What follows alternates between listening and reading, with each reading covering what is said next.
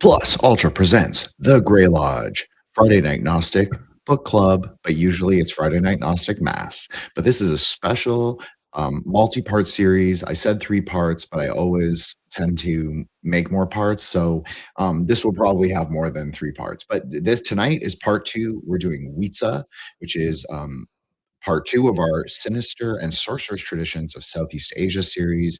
We did part 1, Lurcy, which was on Thai, esoteric Theravada, and witchcraft and sorcery and magical practices, really magical Buddhism.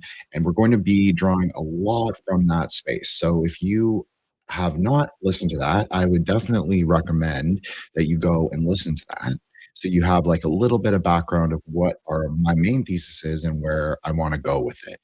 Um, of course, we are basing this on a book. So our primary book, but there was really multiple texts, but it's the Thomas Patton book, Buddhist Wizards of, I think that's what it's called, Buddhist Wizards. Anyways, if you just look that up, Thomas Patton, Buddhist Wizards, he is the professor of religion at Chinese University of Hong Kong, which is like a important place for like the Center for Asia Studies. So for people like me who are interested in like area studies and sort of like multidisciplinary anthropology, that's a very important place to sort of like look for scholarship coming out of. So he's one of, and Burma is a pretty uncommon place for people to study, and especially this topic. So I am usually joined by our homies well, tonight I'm joined by Joshua, who is my co-host, and then also Solar Exile, who may or may not be here, and Eros, Eros to Ethos. She has her own YouTube channel, and so everybody can follow them. I'll let Joshua plug whatever he wants and say anything that he wants about this specific topic. If even if he doesn't have anything, at least he can plug and like set it up to in a place that I can go. I can like riff on, as we like to say, and then yeah, we'll start from there. Thanks, Josh. It's a pleasure to be here. Thank you so much for hosting. Um, well, I'm not familiar with the book or the author, but what comes to mind are some of the parallels that I've seen between like Christianity, esoteric Christianity, mystic Christianity, and Buddhism. And I think Tantra and, Sephira, Kabbalistic type workings are kind of where maybe the two kind of can be bridged. And at least that's my opinion. So I'm kind of excited to get into it and see if that is true, in fact. Well, as I laid out in the first part, Lurcy, I think that absolutely it is clear that this is a tantric tradition. Interestingly, we had to talk a lot about Burma in the first parts because it is the entry point for tantra into Southeast Asia. It's like well documented. It came from Bangladesh, West Bengal, particularly, which is the sort of we call it the speculative crossroads that leads into Tibet or leads into Nepal. So Burma also borders China, Sichuan. It also borders Laos, Cambodia. Um, like it borders everything. So it is really a true crossroads. And actually, Burma used to be the biggest for a time in the 16th century. It was the biggest Southeast Asian kingdom of them all, and actually ruled substantive parts of what we now call India, including Assam, Orissa, and I think Nagaland as well, which is an interesting name for a province that is in India. So it's also been always Theravadan Buddhist, so it's always had this kind of Buddhist tradition. What Theravada is now in the West and understood to be, I would posit that this is a different iteration of it, and it's a much older sort of substrate. But again, I will say it clearly is tantric. Now, if you are looking at tantra as just a formation in Tibet or Nepal, is it going to be exactly one to one? No, but it's very close to the original, maybe we'll say first to fifth century formations of tantra, where you have wandering masters, Vidyadhara. So let's start with the word etymology. Weizza. This is the Burmese word. Now, maybe you should start at language. Maybe we'll start that there first, that the fundamental primary word, right? Because the word is magic in Buddhism. So if we say that, we have to say Burmese is a very interesting language because it is Sino-Tibetan, which means it's distantly related to Tibetan and Chinese. Hey, Vanessa, what's up? We just had Truth and Dies. Vanessa, everybody check out her Etsy store. She's a member of our Grey Lodge. Our Grey Lodge is a book club. It's a group chat of Metamagicians, as well as just like an esoteric circle where we discuss metaphysical, speculative, and magical ideas. I actually wore one of her tie-dyes today. So yeah, shout out to Vanessa. Shout out Vanessa. So, okay, so it's Sino-Tibetan language, but Burmese writing is actually based on Brahmi script. Brahmi script is one of the oldest Indian scripts, like modern Indian scripts. What is special about Burmese is that they actually changed it from a square script into a circular script, specifically so they could write on palm leaf manuscripts.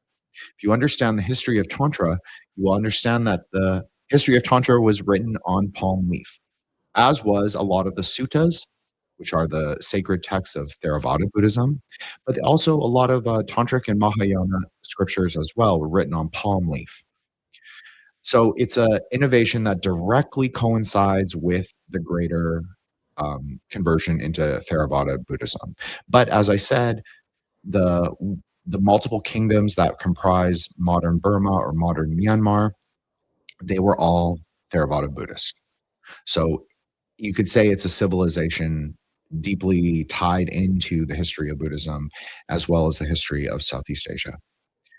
So I guess to differentiate it, what differentiates? Okay, so we'll do Weizza. Sorry, I sort of lost my train of thought. Okay, Weizza.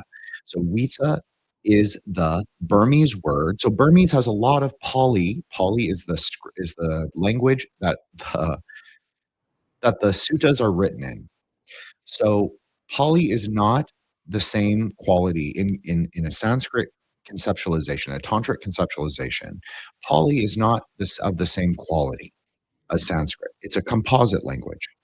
Okay, so that doesn't. It's not necessarily bad or good. I'm not saying it like that. I'm just saying that it is a composite language, but it is considered a sacred language especially for this kind of Buddhism.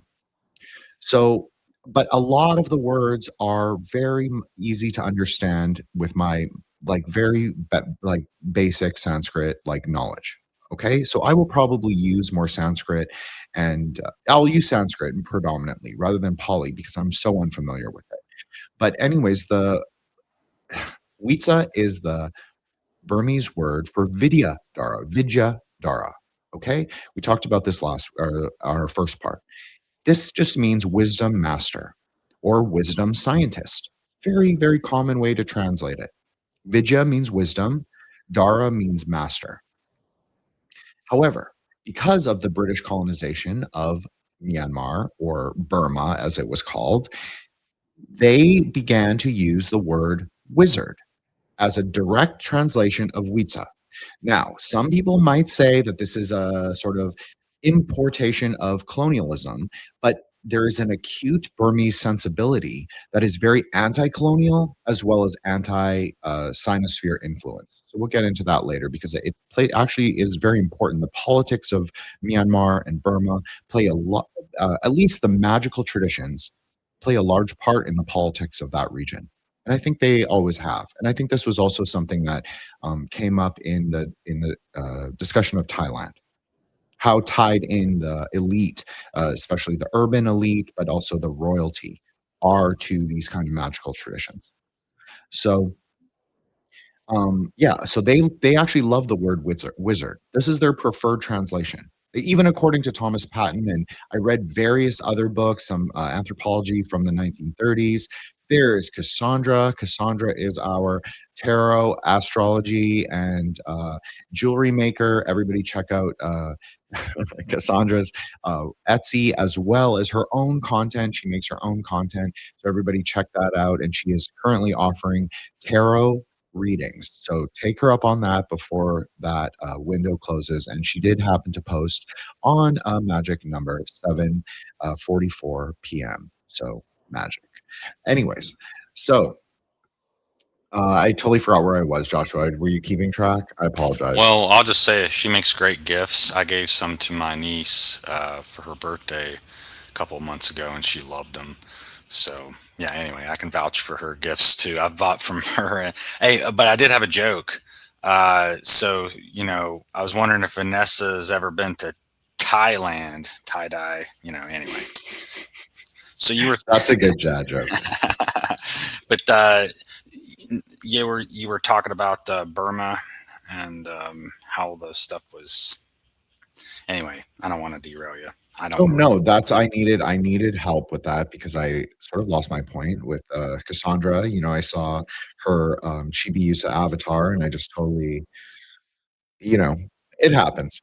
Okay, so yes, the Weizza. So Weizza as a wizard. So we'll use that. You will say wizard, right? That is their preferred term. They understand it to be the same. Now, it occupies a third position. So we talked about this again in the first part with Lurcy, how they occupy a third position. They are Buddhist, like they are Buddhist in their cosmology, ontology, and perhaps even ideological standpoint, but they are not. They are lay practitioners. So they have a different set of rules and they have a different set of practices than the monastics.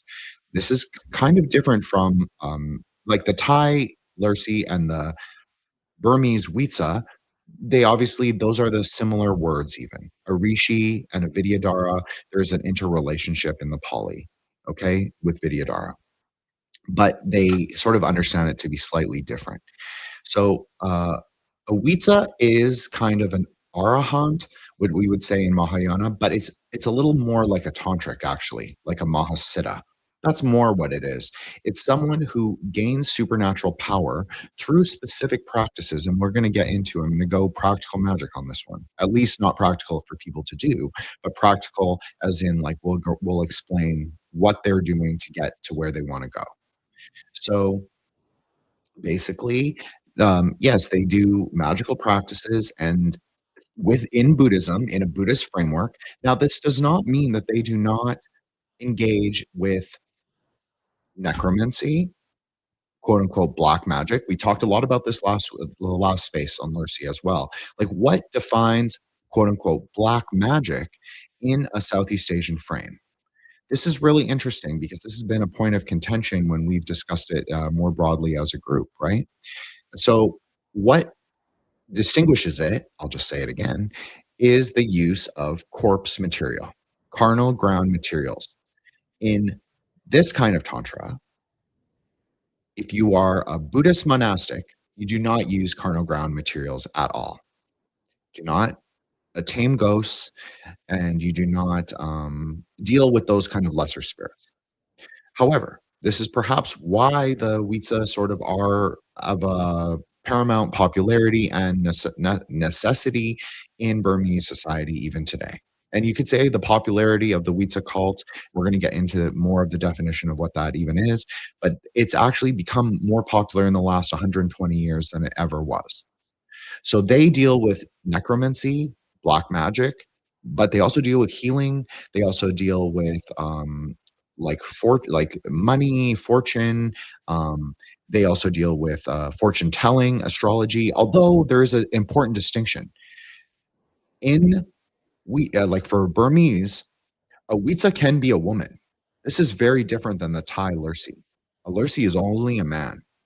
And all fortune telling, astrology, and tarot cards, and sort of palm reading and face reading, this is also predominantly done by women or ethnic Chinese in Thailand. Sometimes ethnic Indians, depends. But generally, it's not a Lurcy or a Weizza. This is the same in that sense in Burma. But in Burma, a woman can also be a Weizza. So that is kind of interesting. But to become a Weizza is predominantly a Buddhist practice. And Thomas Patton and I slightly disagree on how to get there, but of course he's lived in Burma. I've never lived in Burma. So he has a different ethnographic subjectivity. Okay. But he believes that a lot of it, if you want to distill it down to its base element is this specifically Burmese Buddhist breathing method, which relies on the counting of breaths as the vehicle, which is a fundamental a fundamental tantric proposition, the breath as the consort, the breath as the Shakti, the breath as the space between the words of the mantra. Yes, they do also recite mantras. They don't just recite Pali suttas, verses from their scriptures. They also recite specific magical spell incantations, which are often passed down or they're derived. There are formulations to derive them from the scriptures themselves. And I know this for a fact simply because there are Sanskrit formulations to derive mantras from texts as well. So there are ways that individual practitioners historically would be able to come up with actual mantras that are hidden in the text in Sambodhya Gaya or Twilight language. So it's very similar to this. So they would recite the mantras, not always, but it's very common, and maybe more privately than in a Tibetan context would have them. But this breathing method is very important, especially for the Thomas Patton book. He talks a lot about it. And he talks a lot about how Burmese Buddhism was a deep influence on the transcendental meditation practices that became popular in the 70s in the West. So, because of several teachers from Burma. So that's very interesting in a new age sort of like historiography of like magic in the sort of new aeon, you could say, this transcendental meditation, which of course has been secularized, which it is what it is.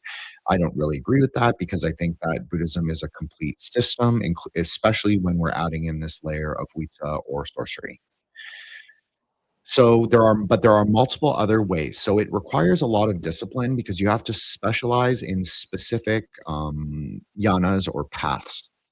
So we did discuss this obviously in regards to Lurcy. We talked about metallurgy. We talked about Buddhist herbalism, which is a big part of how they understand Buddhist magic to work. Buddhist magic is primarily made of herbs and metals, and Thai Lurcy is predominantly metals and corpse ground material.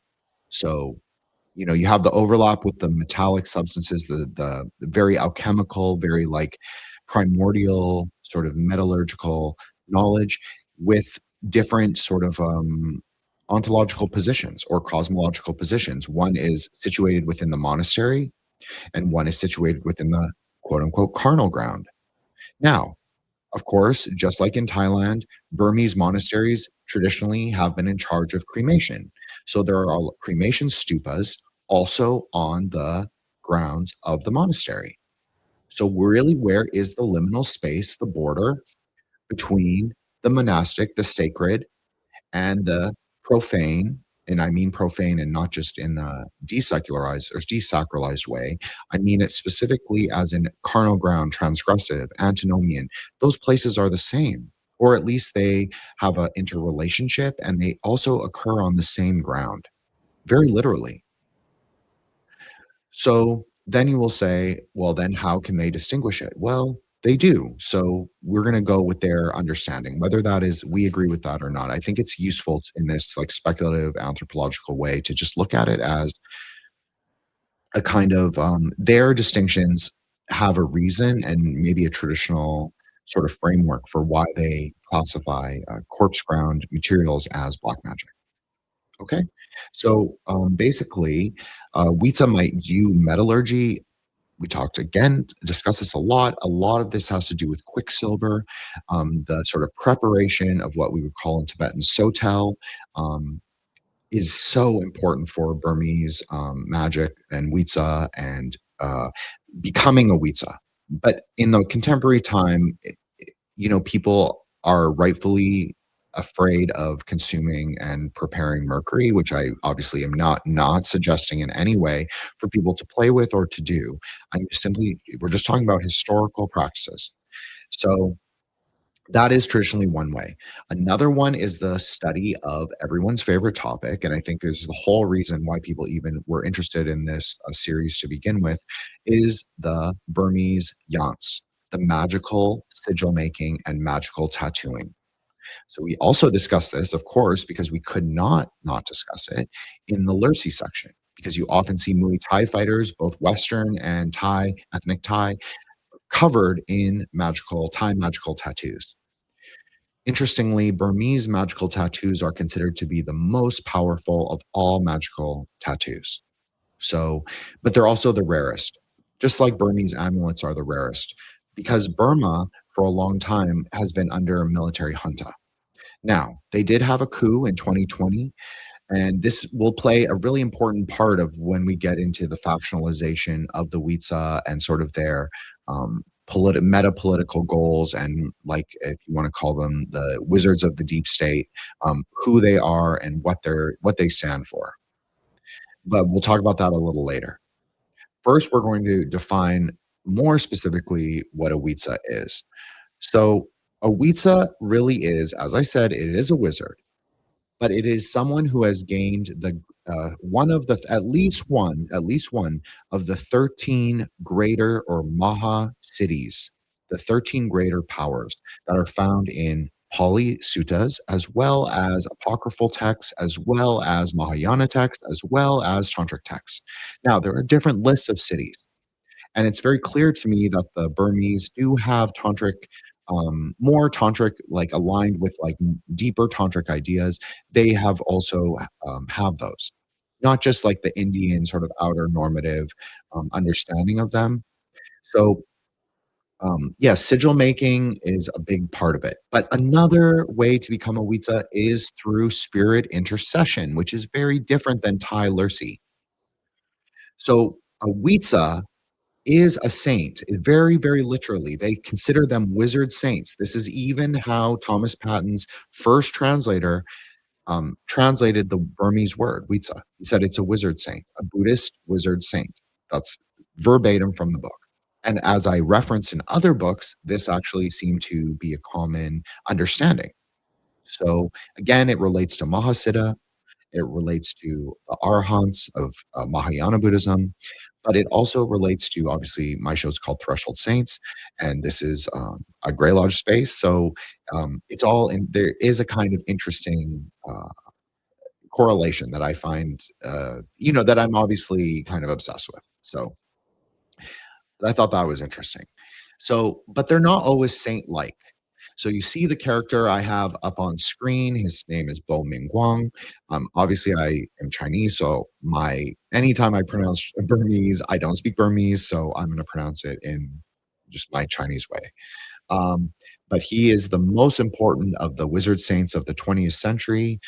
He died in, I think, 1957 or 1967. I cannot remember right at the second, but he is considered to be the most important, if not he's not necessarily the most powerful or the top of the pantheon, but he is a wizard who was said to, when he died, he actually entered peri-nirvana. So this is very different than the usual Theravadan way to describe death, to describe like how one enters a higher mind stream or how one enters into a bodhisattva sort of pure land. This is what he is said to have done. It's said that he gained multiple of these cities in life, and so when he died, he actually did not go back into samsara directly. He actually became like an elevated kind of ascended master. I'm using that very loosely, figure, because this is not quite the Buddhist way of understanding of the spirit and the self and all of that. We won't necessarily get into that, but I think it's interesting and important to sort of distinguish. But I'm going to use that framing because I think it's okay. So he becomes a kind of ascended master, as do all the Weizza. So these are all Buddhist wizard saints who sort of postpone their own samsaric reincarnation or transcend it. So both of those understandings are perfectly valid. So he becomes a wizard and then he appears to people in dreams, as do many of them. But he is not considered to be the most important in terms of spiritual power or renown. He actually had a very negative reputation in life for being quite volatile and for being a little bit abusive and like verbally abusive, and for being, rich people would come to him and he would curse them if they asked for foolish things. If poor people came to him and they were like very petty minded, he would turn them away. He was not the typical kind of what people in the West think of like as a Buddhist, or especially a Theravadan Buddhist. He was compassionate to the sick and poor, and he was helpful to people who wanted to better their rebirth. But they don't necessarily think of these things in specific class distinctions like how we sort of do in post 20th century. So he was just a volatile personality, and it's important to note that because he is still propitiated as a wizard saint, so truly a saint, with alcohol, with money, with cigarettes. He was a big smoker. This was something that was a point of contention because a lot of the monasteries and the monks recognized him as a great wisdom master, a great Vidyadhara, a great wizard, but they did not approve of his lifestyle. So this is also something to note, is that a lot of the Weizza have very unconventional, not unconventional as in like modern Western unconventional lifestyle, but they do not necessarily live by the strict Buddhists. Even the lay Buddhists have a very much stricter kind of like rule set that they follow. By the time someone becomes a Weizza, they take on sort of this supernatural aura, to use a Twitter X word, that we often discuss in the group. And so he's kind of transcendent of the rules in some ways. And this is also true for Tantra. Like this is also true for Central Asian Tantra, is that like Naropa. Naropa, I forgot which writer, but some writer describing Naropa in his late 50s. He was he basically, the monastery supported him financially, and so they carried him out on a dais, like a palanquin, like a elevated raised platform that can be carried by the monks. The monks carried him out. On the platform was platters of meat. So the monastics were not allowed to eat this at that time. They also had tons of alcohol. This is also against the monastic rules, but the monastery was also funding and providing them. But even more importantly, who joined Naropa on this dais or palanquin? The skywives. So he had multiple Dakini consorts who came from various castes, including Chandalis, who come from the outcast, their village or tribal people, like ethnic tribal people. So this also plays into the discussion of Burma, like modern Burma, or modern Myanmar, excuse me, but also historical Burma.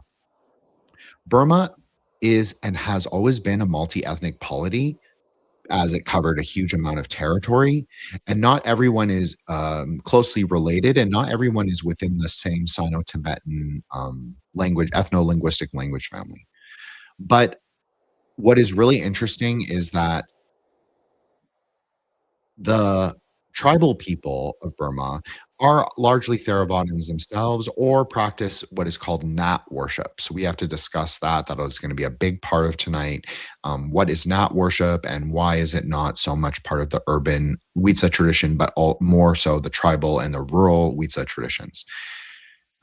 But before we get into that, let's talk about Bomingguang a little more. So he represents one of dozens of Buddhist wizard saints. We can assume that there have been many, many over the last 1,500 years, but there are specific names that have more prominence.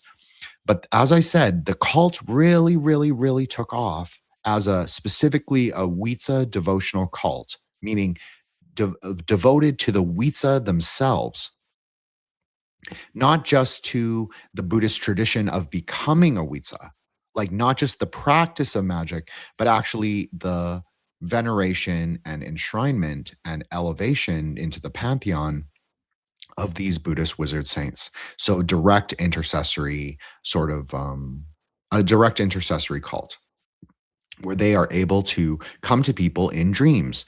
I was trying to say this before, but I didn't quite get there. But a way to become a Weizza is through the direct intercession of one of the known Weizza, one of the famous or infamous Weizzas.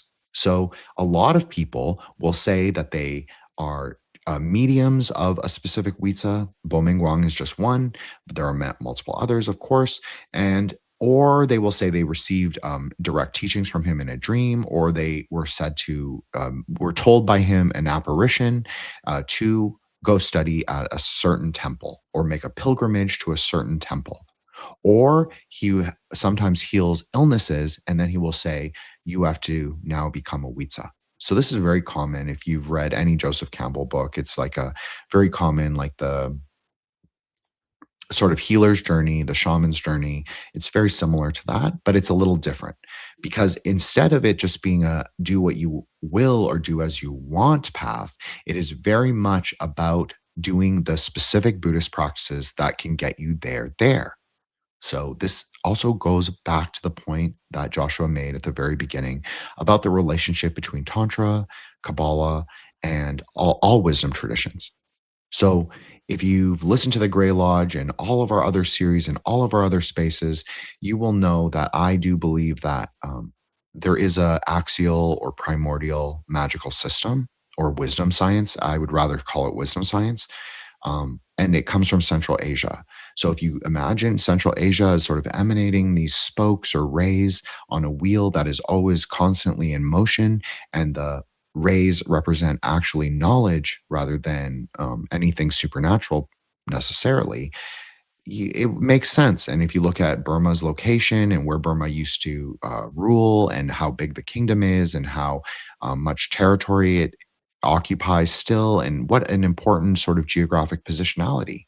It covers one half of the Bay of Bengal is Burma or Myanmar. So a major trading port for the Dutch and the British. So, and also like as we discussed last week, or not last week, but the week before, the British were very interested in Tantra. The British were in they were also in Kathmandu studying Tantra, but primarily they were in Calcutta studying Tantra. So Calcutta is directly across the bay from Myanmar. So that's also very interesting to me. And so we also know that the Tara Tantras come from West Bengal, at least part of them.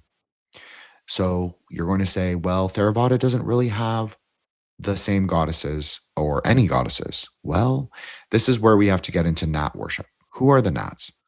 The Nats are a mixture. They're a syncretic blend of spirits. I'm going to pull up the picture that I had previously. Goodbye, Bo Ming Guang. Please bless this space. This is Sri Devi Chandi. So if you've listened to Saints or you've listened to the Grey Lodge, you've definitely heard this name before. It is the Hindu Buddhist goddess Chandika. She's a Nat, one of the 37 Nats. So in previous times, there were hundreds or perhaps even thousands of Nats, and they are a mixture of different spirits. Some are Hindu, some are Vedic. Yes, you heard me right. Indra is also worshipped as the head of the pantheon of Nats. Now you will ask, why is that? You posited that Burma was always a Theravadan Buddhist place, and it has been. It always has been since the formation of the Pagan Empire. But prior to that, it certainly was part of the greater Hindu Buddhist sort of syncretic religion that covered all of Southeast Asia and probably all of West India or Western India. I guess it's not really Western India. Sorry, it's Eastern India. My apologies. Bengal is in Eastern India, but not just Bengal. Assam, Nagaland, which is tribal, Kashmir, of course, all of these places. These places were very syncretic, largely Buddhist, but they had some of the Indian deities. This is perfectly acceptable because the Pali Suttas describe the Vedic gods as laying down and worshiping at the historical Gautama Buddha's feet. There's a famous festival. It's celebrated as the Tushita Heaven Day. I forgot what it's even called, but it's when the historical Buddha ascends on the ladder, 33-rung ladder, to the heavens to teach for 33 more days the Devas, the Vedic Devas, Dharma, but Buddhist Dharma, not just Vedic Dharma. So he teaches them the Dharma, and so they become from that teaching, whether they accept it or not, the seed of Dharma is planted within them, and they become they become at least a part of the Marga. So with that being said, it makes perfect sense why some people would worship Indra. You see this in Thailand. We talked about this.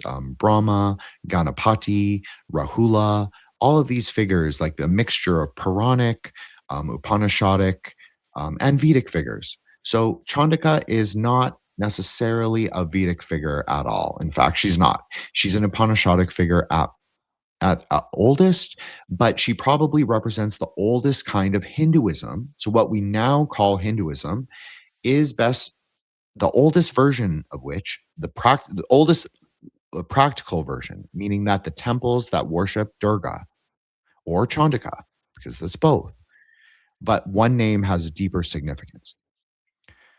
But those temples represent the oldest sort of living tradition, and they only date back to the first century. So when we're talking about Hinduism, despite what people may say on Twitter or the internet, it's much more recent than how people understand it. That isn't to say that the Vedic elements aren't part of it, but it's not really, because these things have all been syncretized, brought into other systems, remixed, re-understood. There's obviously Sambodhya Gaya, Tantric, Twilight language layers. So you have all of these influences. So this is basically Chandika. Usually Chandika is depicted as riding a lion. You see here she's riding a royal duck, but it's actually not a duck. It's actually a phoenix. We won't get into that, but it's very significant. But this kind of duck, Burmese sort of bird figure, was at one time the symbol for the royal family of whatever, I forgot the dynasty, from the 17th century. So um, it perfectly it's fine to depict her like that. So basically, the 37 knots are spirits of various types. So I'm saying Indra, that's a Vedic slash Buddhist deity. Then you have Chandika, who is obviously Cassandra is doing her bird. We'll call it bird tarot. We won't give anything away, but yes, quack. So they are a various spirits. So Chandika is a Puranic and Tantric goddess. That's what I'm saying, Tantric. So that's really interesting to me because the goddess Tantras are also probably probably the oldest, and they're probably the most fundamental. Now, some people will fight me and say, no, the Bhairava Tantras are the most important. Well, as we discussed in the Lursi spirit, or the Lursi space, the Bhairavas do make a very important appearance in Southeast Asia as the P Bhairav. So they exist one to one.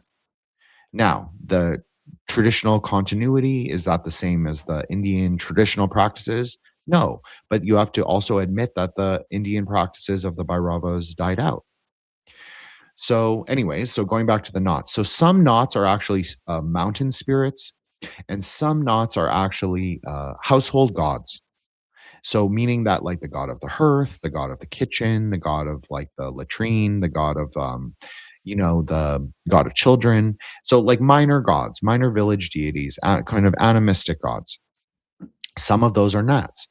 And so you have a variety of spirits, and then you also have royal historical figures, meaning that they are enshrined and deified historical or dramatic figures from Burmese plays or literature. One thing that is important, since we talked about Burmese language, I think to note is that Burma has always had an extremely high literacy. It's always been above 50%. So you must admit that probably Burmese has very magical elements. Just not just because it's a Brahmi script, not just because they changed it specifically to write yantras or magical sigils, or even Buddhist textual language, which of course has its own magic. But I think that we could also say that, Burmese in general is probably one of the magical languages. At least they have constructed it to sound like to give the sort of history that it is. And I think that we'll just assume for the space that it is. Another thing. Okay. So Joshua, are you following me? Yeah, I was actually going to ask, if you tie two gnats together, do you get a knot? I just but actually, I do have a few items here. Sure, let's go through. I've been reading. Whenever you were talking about the circular language written in a circle on a palm leaf or whatever, it got me thinking about the incantation bowls that they find in the Middle East, buried in the foundations of homes, particularly though at thresholds. And so I was thinking of the threshold saint kind of thing. And so it says here, what I'm reading, when placed upside down under each corner of the house, demons would follow the inscribed charms that spiral from the outer rim inward, only to be caught in the center. And says they were commonly placed under the threshold, courtyards, and in the corner of homes of recently deceased, and in cemeteries. So it was reminding me too of where you were talking about the corpse magic and those sorts of things. So I really do think it's axial. Like there really are some parallels, I think, with some of this stuff. It's just not always exact, you know. I was thinking too of when you're talking about Mercury magic, as its role in all this. I do have a friend that's a practicing Buddhist, and he once gave me a parad, which he said had been, I think it was Mercury bound with something else, and I guess it had the ability to bound with cobra venom, I think it was, or something like that. But anyway, I always think of that thing when we're talking about Mercury and tantric traditions. But yeah, thanks for letting me talk about that incantation bowl, because in that same article it was also talking about knots, and so there's knot magic as well. Hey, yeah, there's another good example. So I was kind of humored by the parallels there. So thank you for letting me comment on that. No, thank you, and thank you for letting me go on for 40 minutes, Joshua. I appreciate that. Oh, it really been that long? I didn't even feel it, to be honest, but I Yeah, that was guess the flow then. so. You can see. I mean, I agree with you, Joshua. Like, look at the bottom seals, the circular seals at the bottom.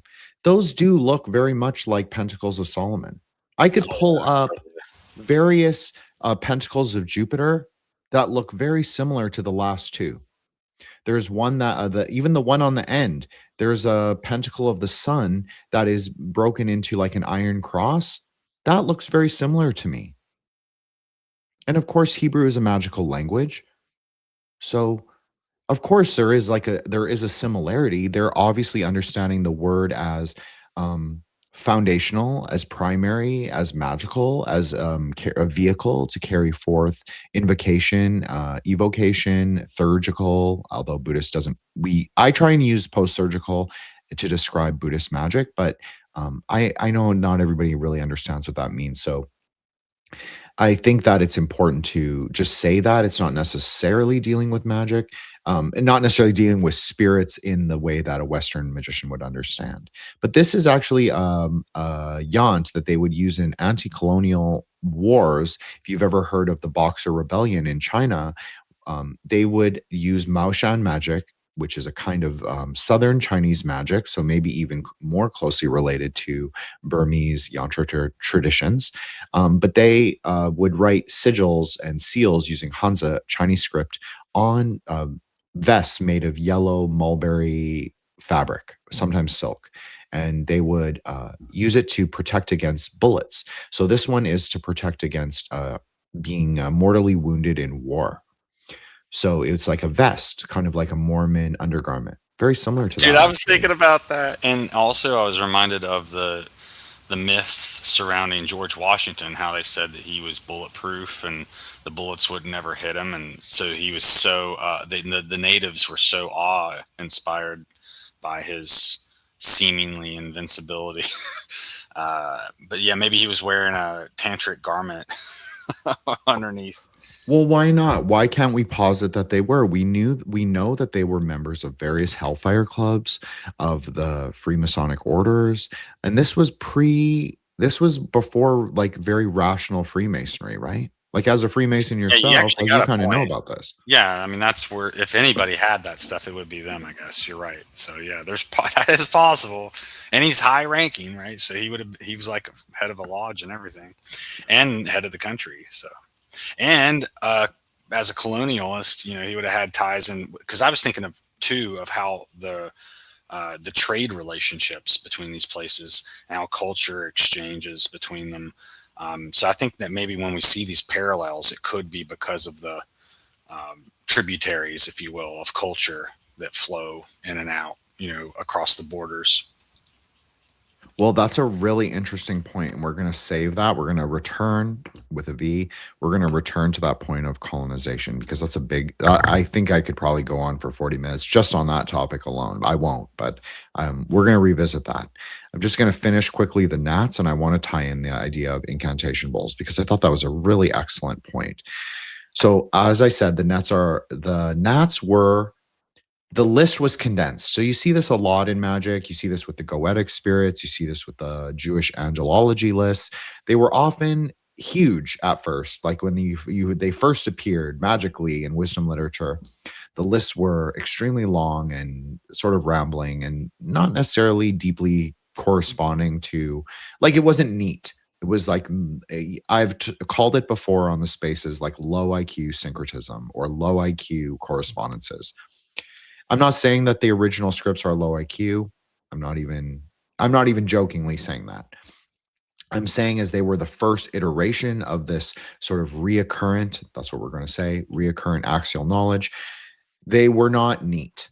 So later scholars, later sages, later rishis, later practitioners, later monks, they revised the lists.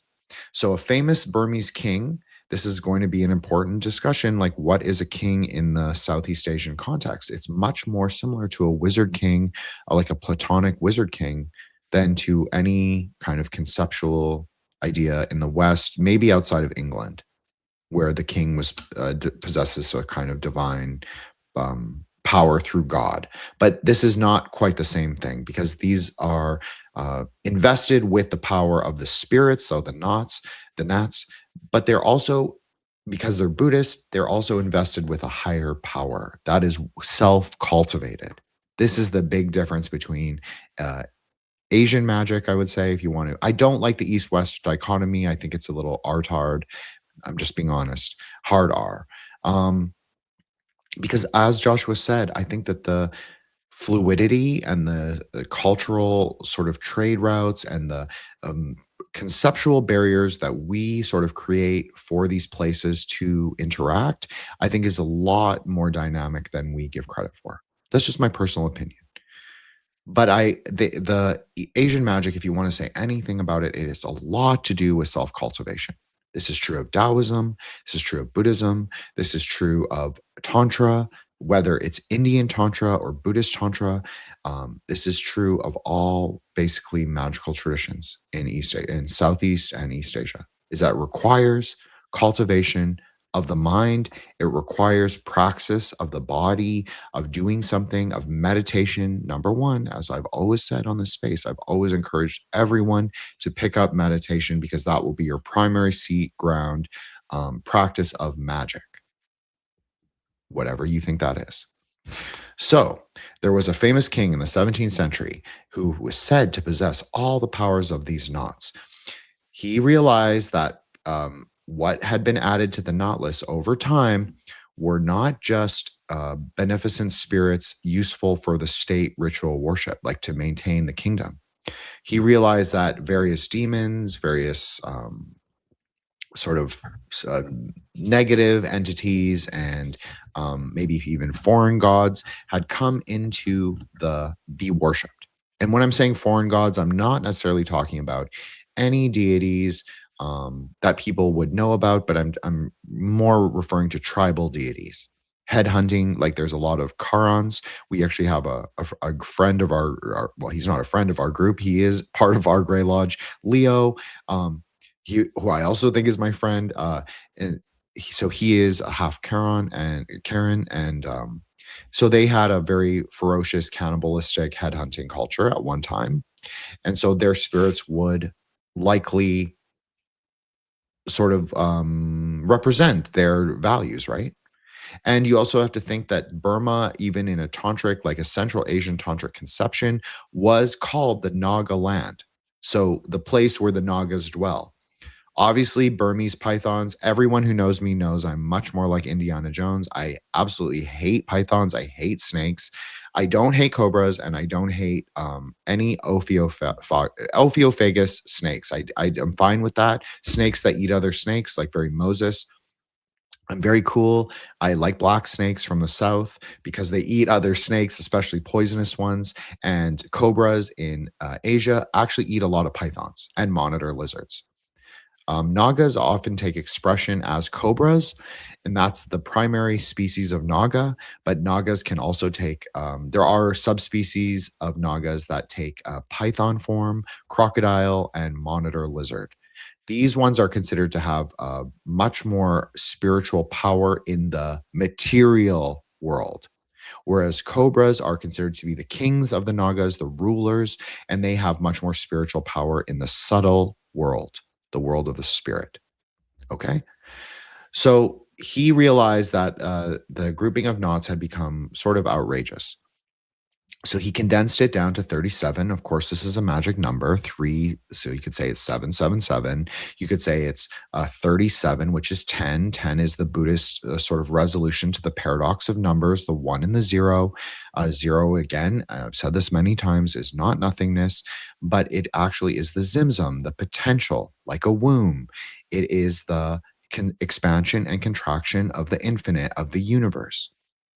So it is the female principle. That's why you can liken it to a womb.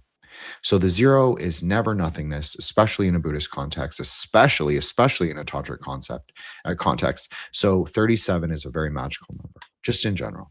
So he condensed the list to 37. It has a variety of spirits, as I said. Some are real, some real as in historical. Some are literary, meaning that they could or could not have existed. They might just be a sort of thought forms on the page that took on a form of popular worship. They can also be Weizza, meaning wizard saints, people who were historical figures and magical sort of Buddhist practitioners, as well as kings, queens, and various animistic household and village and mountain spirits as well. But it also includes these various Vedic and Puranic deities. So it's basically all. So you could say he had a naughty and nice list, like Santa Claus, Saint Nicholas. See what I mean? There are always these parallels.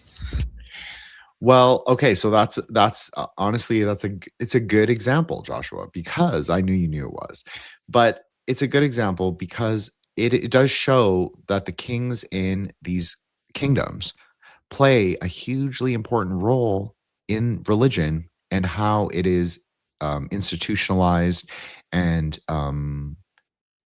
like how magic is sort of the backbone. We'll get into this, especially when we do our next Southeast Asian space, which will be called Dukun, which is set in Indonesia, because the kings and queens of Java and Sumatra actually were wizards. They were Weizza in their own way. So, and we'll talk about that when we do that space. But I think that again, it parallels this king. So he was a magician king, a sorcerer king, we'll call him. So you cannot really separate magic and statecraft, especially in this context. So yes, he did have a naughty or nice list. He deeply considered, probably with counsel of like various monks and other Weizza, he considered what would be in keeping with like what would propagate the state, what would help the state, what would keep the state stable. So you would have to admit that the worship of like a figure, Chandika, whose name means shining one, interestingly, but her more common Indian name is Durga. This is really interesting, and you might find this interesting, especially Joshua, is that her name, it actually means fortress, like Netzach. But it specifically refers to a star fortress. It can be a 7-pointed star, or it can be an 8-pointed star. Very interesting. And she can also be said to be the primary goddess that arises when the 7 or 8 goddesses of the Pleiades cluster or the Big Dipper, can be both, fall to earth. They form into one sort of body, you could say, Vajra body, and they become Chandika. It's very interesting. So she's a star goddess who represents a star fortress, who is linked to the diamond of eternity. It's kind of interesting. So she would be a specific protector for the state, as well as I said, Indra is the chief of all the gnats. He is he is the ruler of all the gnats. He's in control of what they do. If they do evil deeds, that is on him. That is on his karma. So in many ways, he functions as a tantric figure, very much like a Mahakala. If you've seen me on Twitter post pictures of deities, you will see that they have retinue figures, lower figures, not necessarily lower as in bad, just lower as in more worldly, under their feet or on the earth beneath them. And those represent their activity, their sort of manifestations in the carnal or worldly form. So, so all the gnats are specifically chosen to sort of help keep people harmonious, help keep the state stable, and help protect the people within the polity. You know what that reminds me of is generally doctors or these professional type careers. They'll have people under them, like a physician's assistant or nurses, etc. They practice under that doctor's credentials, right? So in that same way, I was kind of thinking of that whenever you explain the Indra relationship. That's a really good metaphor, Joshua. I agree with that. That makes a lot of sense to me. You would absolutely have to say that that is what it's like, especially with the Weizza. Now we're going to go back. So Weizza is not a gnat necessarily. Of course, a Weizza can be a gnat. We was Weizzas. Okay, I see you, Joshua. That's quite funny. That might turn into a Twitter post later. We'll see. Yeah, probably. But anyways, a Weizza is not a gnat necessarily, but a Weizza can be a gnat. But the Weizza cult is different. The Weizza cult again focuses on these Buddhist wizard saints that are living people. And it's important to remember that yes, they do possess or said to have possessed or said to possess actively these cities. Cities are not necessarily the same as magical powers as we would understand them. Is it? It's not like Harry Potter. It is the power to one of the powers is atomization. So you can actually become less dense. So you can pass through solid materials. One is bilocation, meaning that you can travel to multiple places at once in both your physical and spiritual body. One is visitation by dreams, which we covered. Another one is, yes, there are ones that cover fire, like the ability to create elemental projectiles, I guess we'll say. Some are more mundane in the sense that they're clairaudient, clairsentient, clairvoyant. Those are very common. X-ray vision is another one. So you have to look at the list and see them, but they're human. That's really important. And this is a very Buddhist way to understand. They are still human. They are still human in consciousness, human in their lifespan. But they have attained spiritual power. So when they pass into Bardo or when they pass into samsara, the ocean of samsara, they maintain a degree of control over where they go. And perhaps they have developed and built up through these magical practices karma to go higher than a samsaric rebirth. So I know I said incantation bowls, and we are getting to incantation bowls. So, I think Joshua is totally right. I mean, exorcism is you absolutely cannot discuss Weizza or Lursi or Dukun or any of these practices without specifically talking about exorcism, because exorcism plays a huge role in the manifestation of these people in the village context where gnat worship is more popular. Now, when you're getting into urban worship, the Weizzas become more popular. Why is that? And exorcism also becomes less important. It becomes more about mundane magic, love, money, protection, victory over your enemies, things like that. Of course, healing and exorcism are very important in perhaps the foundational sort of meat of what a Weizza really does.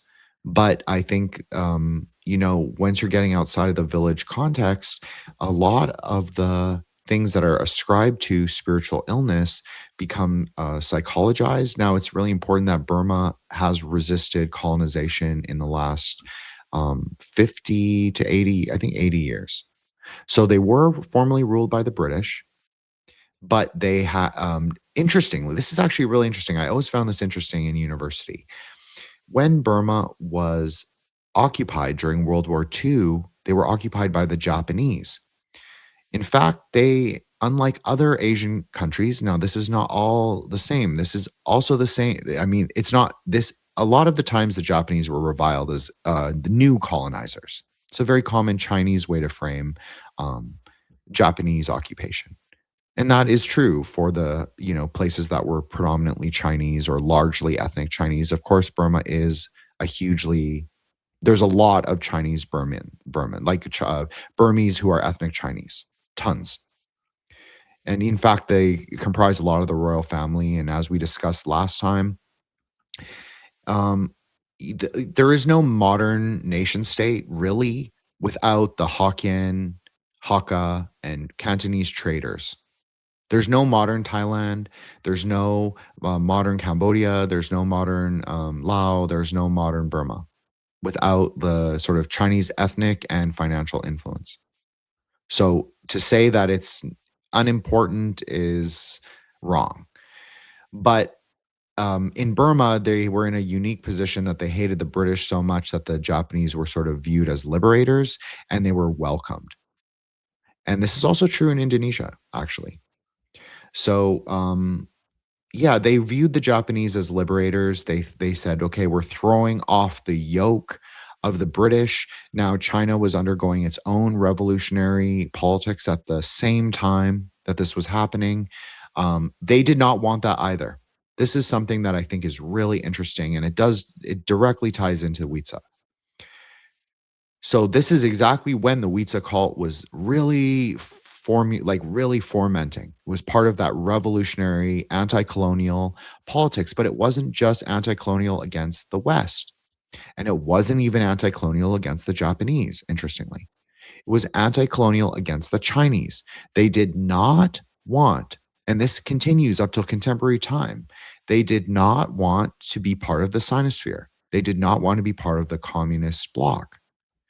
They wanted Burman sovereignty. It's an extremely important part of the sort of Weizza doctrine, even though it's not really a true doctrine as in like written down and codified. But if you read the Thomas Patton book, as well as the various other books on the subject, of which there are not that many, every modern Weizza, every modern Buddhist wizard, they rejected Chinese rule. They were very much in favor of Burma or Myanmar as a nation state of its own, of a kind of, I guess it is a very closed off nation state. And I think this is the sort of situation that they all preferred.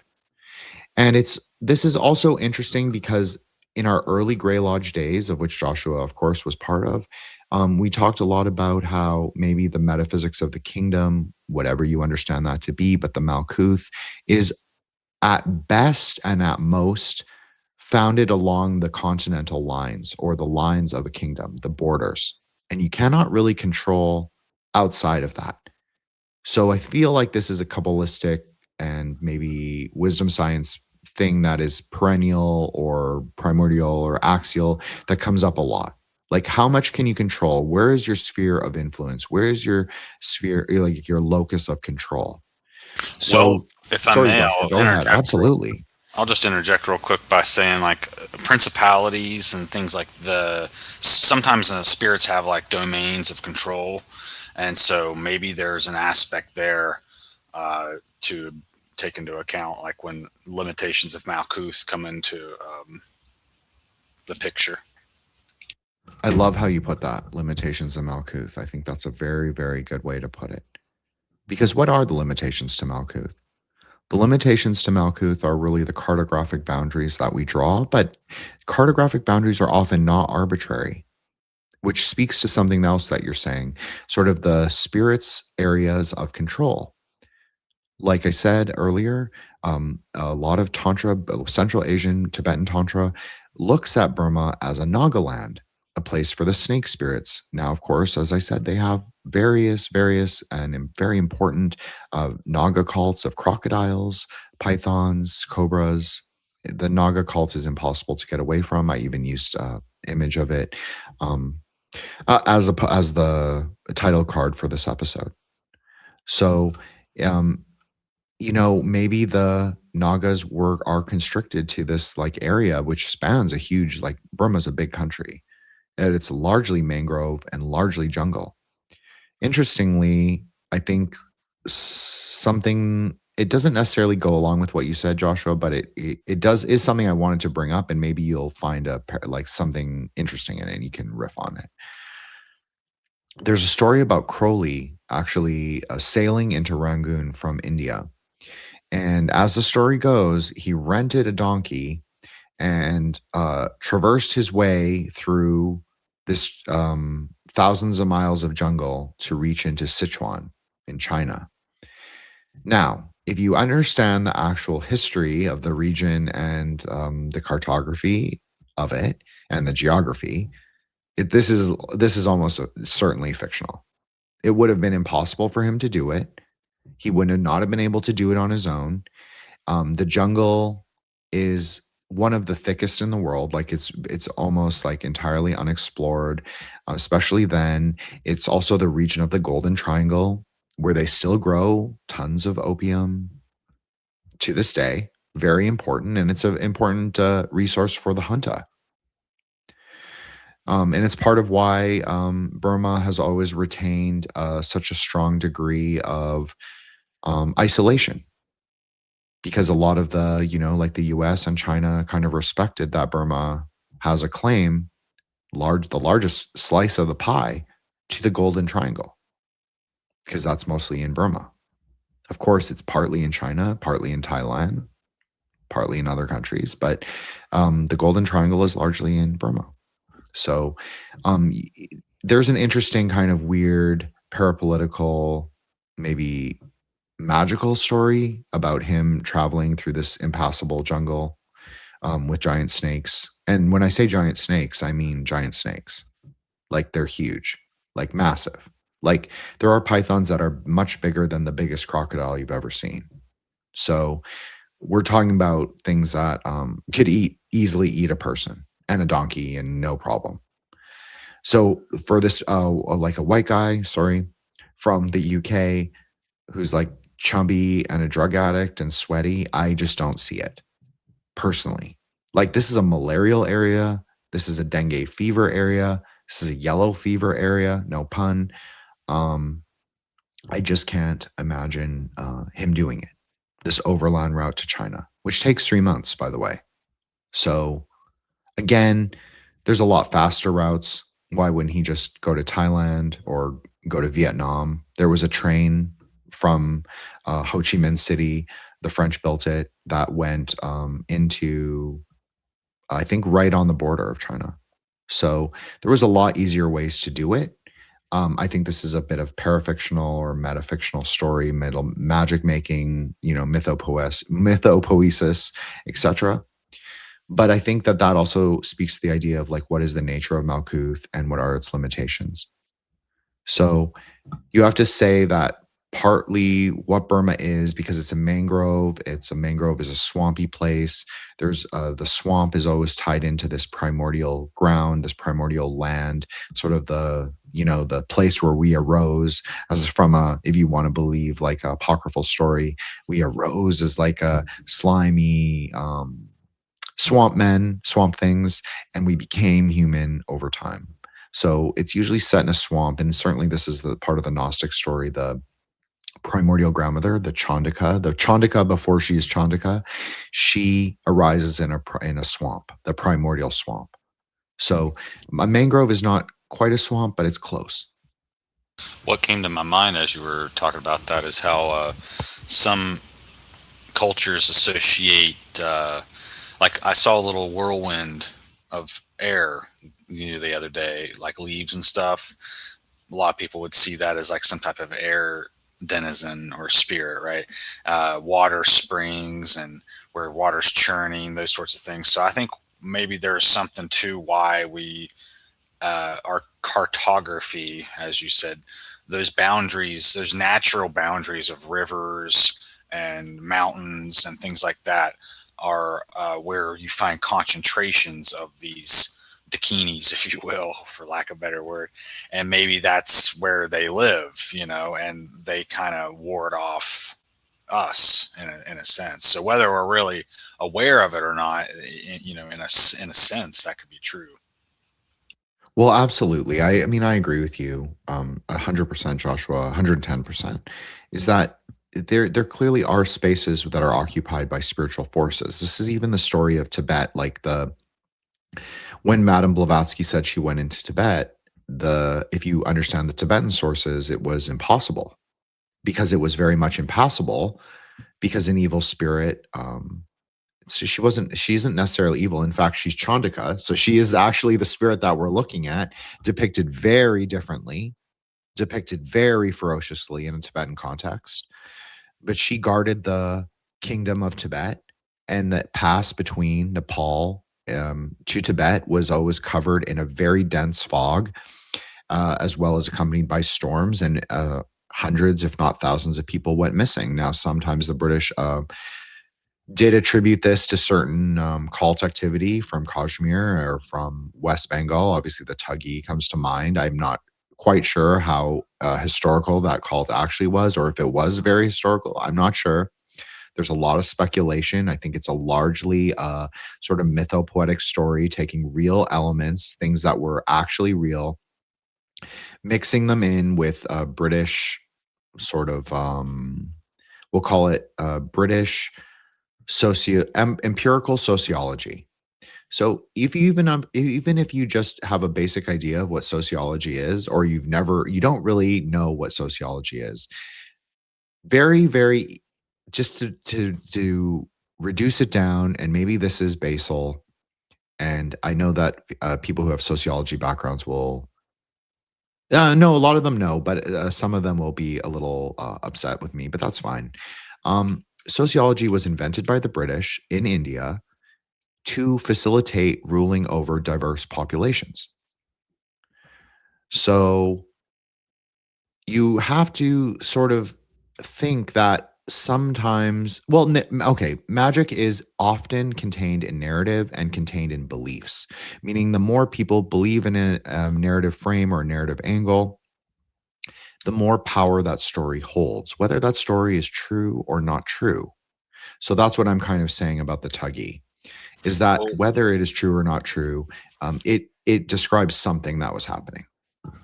may I ask a Absolutely. Sorry, question? Joshua. I didn't mean to interrupt you. No, it's cool. I didn't realize you weren't finished yet. Do you think that this had an influence on the creation of the caste system? I'm not entirely familiar with the culture. So this is a very contentious issue. It's a great question, to be honest. It really is a great question. So there are castes in the Vedas, there are castes in the Puranas, there are castes in the Upanishads. It clearly existed as an Indian idea. Now, did the British reinforce the caste system? Yes, that's also true. Did they sort of concretize and more formally codify it in British law? To a degree, yes. But they also did the other dialectical maneuver, which the British are very fond of doing, playing both sides, right? They would pass certain things to make sure that that demographic, very sociological, would have voting rights, would have enfranchisement, because it disrupted society, right? You can't, if everybody's fighting each other, how can they fight the colonialists? How can they fight the Magians? It's a good question, right? So, a lot of Southeast Asian countries also have formerly had a caste system, which is to a degree exists and not exists. Now, this is interesting because it goes back to the idea of Chinese admixture.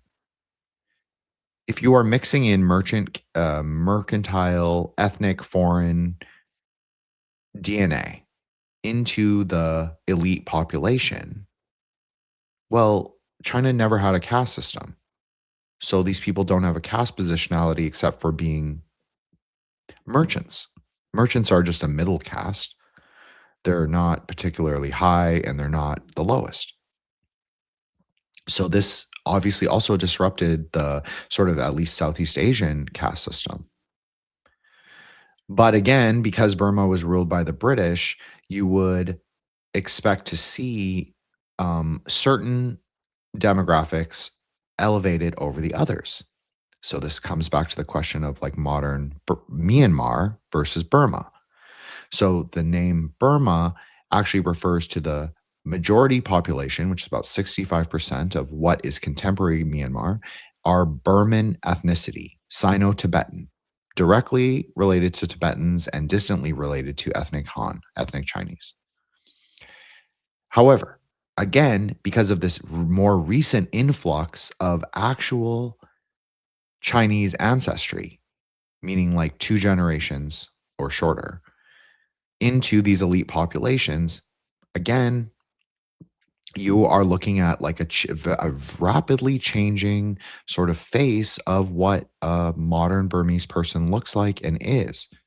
So if you're familiar with like Aung San Suu Kyi, who's by far probably the most famous Burmese person on earth, she has significant Chinese ancestry. And she also, very interestingly, especially to me, especially to the Grey Lodge, since we did coin collectively the word Hapaborian and did a 5-part series at least on the subject.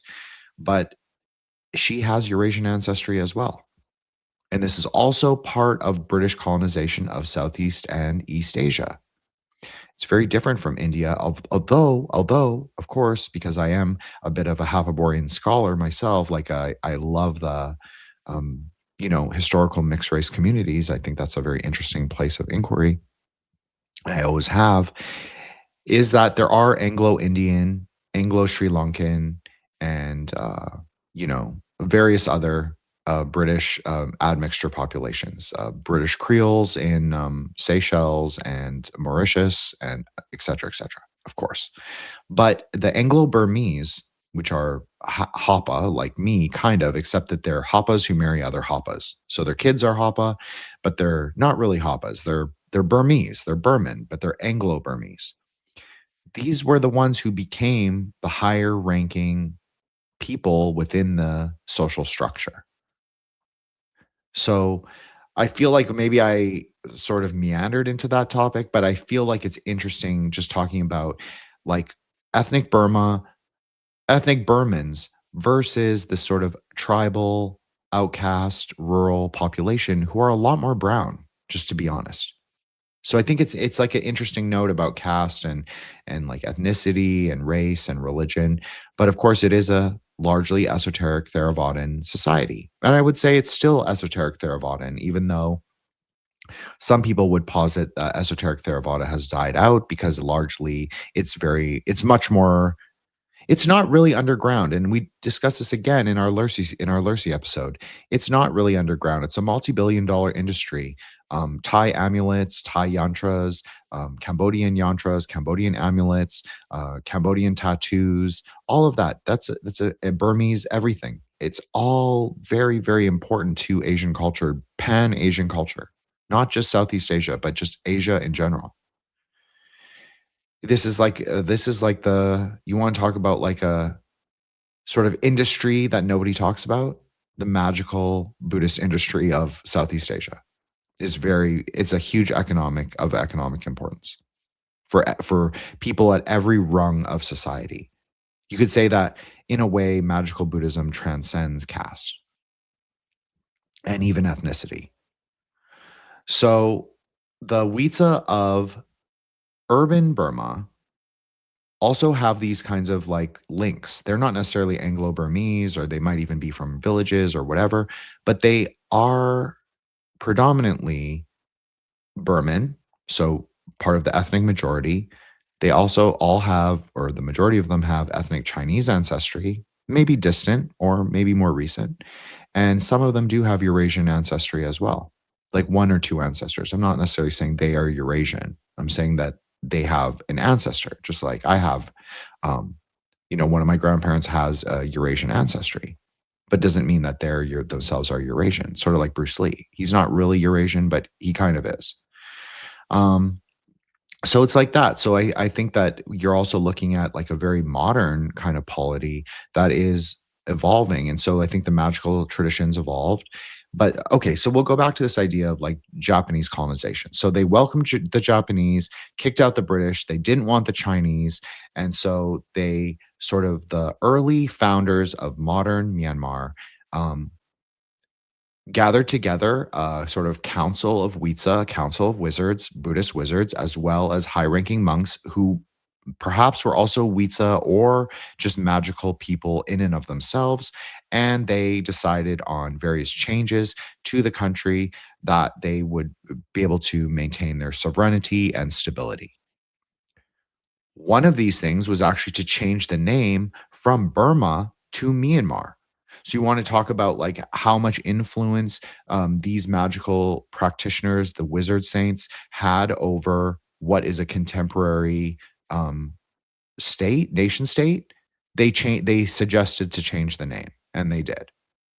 And Myanmar is an inclusive name, not necessarily inclusive as in like we in the West would understand it post 2020, but it's a it refers to the multi-ethnic polity rather than a specific ethnic formation majority within it.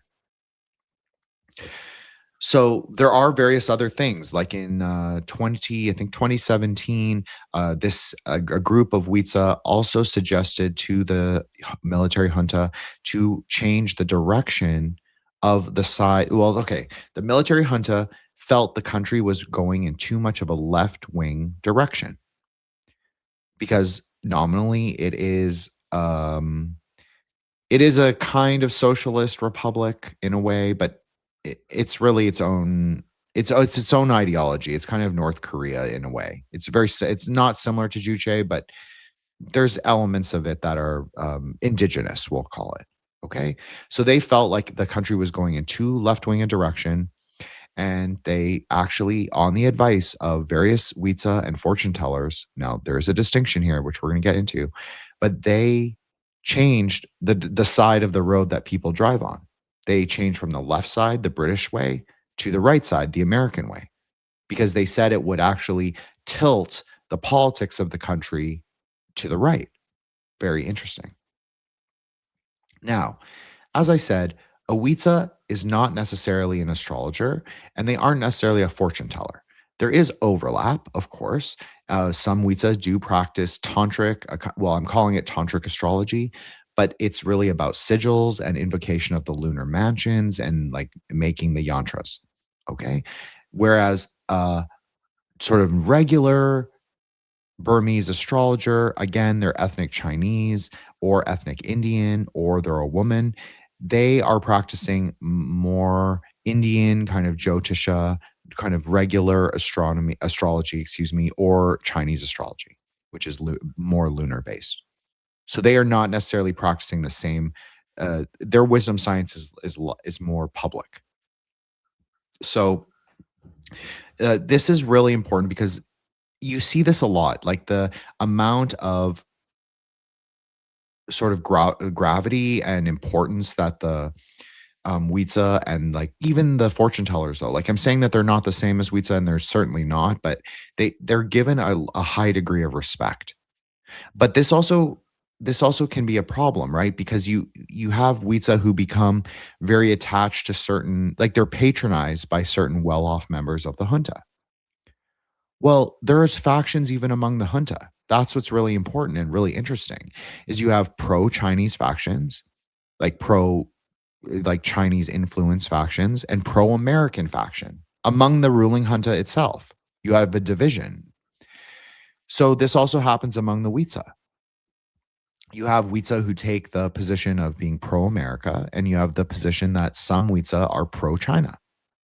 So if you listen to our other space on Apophenion, even if I didn't really mention it that much, I think I mentioned it once, but there was a wizard war in the 1980s, in the late 1980s, that coincided with the Gulf War. If you listen to Peter Carroll, he calls it the Ice War. It was between him and another chaos magician called Frater UD.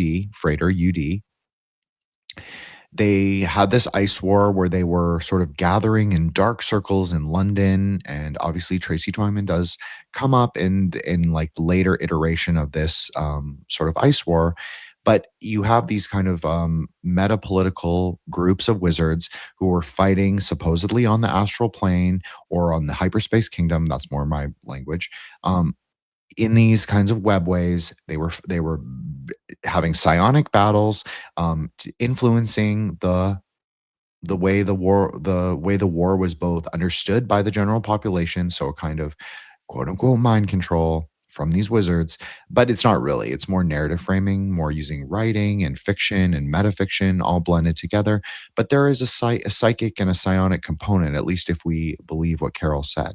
So and then there was another faction. There were other psychics, wizards, whatever you want to call them, who were uh, sort of engaged on the psychic battlefield in the Middle East and partaking in the battle and the sort of strategic plans to make sure that they were successful. So this basically happened in 2020, and they arrested various fortune tellers and Weizza for belonging to the wrong faction. So, but this is not new. This is not new at all. This is part of Burmese culture. This is part of Burmese history to a very high degree. The factionalization of the Weizza from its origin as being an anti-colonial, pro-sovereignty. And this is something really interesting is the Weizza, because of the rigorous nature of training to become a Weizza and whatever methodology they use, obviously the primary methods are Buddhist, and maybe the foundational methods are Buddhist, but of course we listed several that are tantric. A lot of this is about personal sovereignty, about personal locus of control, the controlling the primordial ground, that which is your own mind. So you must also say that it makes, as Joshua said, like, what are the limitations of Malkuth? You are Malkuth. How far can it extend? Well, as we posited, maybe it only extends as far as the geographic boundaries, cartographic boundaries allow. Maybe those cartographic boundaries are also ruled by the spirits that are innate to the geographies, very geontology, something we've also discussed a lot on these spaces. But maybe the spirits are tied into the geontologies, as Joshua said. Like a swamp is going to be full of nagas and these kind of very ferocious yakshinis, dakinis, non-enlightened dakinis, but very ferocious kinds of spirits of nature, yakshas, yakshinis. That's just the feminine evocative ending. So yeah, I think, and the mountain gods and their retinues. And so you can bring all these in, and that's an idea of Tantra, right? Is that you can bring all of these entities, these spirits, these spiritual forces, whether they have their own animus or anima or not, you can bring them all into Dharma. So that this is a big part of what the Weizza did originally, and perhaps why they weren't so highly worshipped in the past kingdoms, because they were really functional shamans or functional wizards, practical wizards, like practical Kabbalah, like the Baal Shem, the priests, the Kabbalistic priests, who would do like psalm recitation, exorcism, same things that Weizza do. Um, they would go out and tame these yakshas, these dakinis. As I said, exorcism is very, very important. But as your civilization grows, it becomes less important because you're dealing with less of these intrusive spirits from the nature, and you're dealing a lot more with interpersonal. If you want to call them spiritual forces, that's fine. I'm fine with that. But you're dealing with a lot more like civilizational spirits, we'll call it, things that exist within like the city, within the polity, within like the natural formations of humanity. And of course, Tantra has a preoccupation with the Mahasmashana or the carnal ground, as well as the refuse pile. So then there is a Nat of the refuse pile, as there is also a Bodhisattva, as there also is a Dakini who resides on the refuse pile, because all of these things can be brought into, as I'm saying, into Dharma, but also into the polity itself. The spirits are also subject to the Wizard King. That's a big part of this, a big part of the understanding of Weizza and what their role in society is. They are not just for personal Salvation, like you don't just pray to them for personal salvation. You don't just pray to them for magical powers. You don't just pray to them for intercession. They're actually to bring you into the greater harmony of your life. Like Eros would describe it as alignment. So if these spiritual forces and wizards themselves are agents of the sort of metaphysical state, then what they do in intercession is also help you align with that. That's one idea. I'm just positing this as a speculative idea, but I think it's true in a metaphysical way. Like they were to tame the spirits and bring them into the kingdom. So I would say that that's a very important part of what the Weizza are and what they did. And as we move into like the urban polity, we are talking more about mundane human concerns. So the monastery is less important in modernity. We all know this. We understand it. And even in the sort of Burmese conception, they call it the sasana. Well, this is a really interesting Pali word that is also very similar to the Burmese word. Again, Burmese has a lot of Pali loanwords. So sasana is what we would call in Sanskrit the sadhana. So the path or the praxis or the practice. All of those things can be understood as that word. So the sasana is really more, they understand it more as a more East, we'll call it Eastern, even though I said I hated that dialectic prior. But I think it's interesting because when they're saying sasana, they're actually meaning the way, like more of a Taoist way, or what I would call the marga, the path. They believe that the Weizza and the Nats themselves are to help you come into the Buddhist Dharma. Even if they're a black magician, even if the Weizza is like an evil sorcerer, all of this exists in a samsaric way, right? So all of what we do, our actions implicated by karma, they believe in karma, I believe in karma, so I'm just going to use that framework. They all of that is part of this greater cosmic story. And so if you are brought into the sasana or the sadhana, you are actually furthering your good karma, positive karma for a higher rebirth. So you do find black magic Weizza. It's not as common as in Thailand. Of course, the more outside of the major cities you go, Burma is a very underdeveloped nation in general. It has a middle class since the 90s. But it is, it's still a very underdeveloped nation. As I said, it's still mostly jungle. That's really what Burma or Myanmar is. It's a jungle. It's a deep, deep jungle. Like one of the, most pristine parts of the rainforest, of the Southeast Asian rainforest, still there. Teak forest too. So, I mean, you definitely see jungle practices, jungle magic. Just like in Thailand, we talked a lot about this. Like, what is the difference between central Thai magic, Bangkok magic, and this Lana magic from northern Thailand? Well, quite a lot. And so, but because Burma is so thoroughly Theravadan, even the village practices, the jungle magic is still informed by this Nat worship, which is Buddhist, even in small degree. It still is Buddhist. And it's also informed by Weizza, which is fundamentally Buddhist. So that's also really interesting, I think. And so, where was I even going with that? Well, I think I'm going to bring it back around to incantation bowls because Joshua brought that up and it was such a great point. What is an incantation bowl? Well, I'm very familiar with them. Joshua's very familiar with them. Babylonian incantation bowls. They're not all Babylonian. There's many Semitic, Northwest Semitic ones. A lot of them have invocations to various saints. When I'm saying saints, I'm also referring, yes, to Old Testament prophets, especially to Moses and Solomon. You see them very frequently, especially in the Levantine incantation bowls. So Moses, why I'm bringing up Moses and Solomon is because if you think of them through this framework of Weizza, are they not Weizza themselves? Are they not great wizard saints of the Bible? Yes.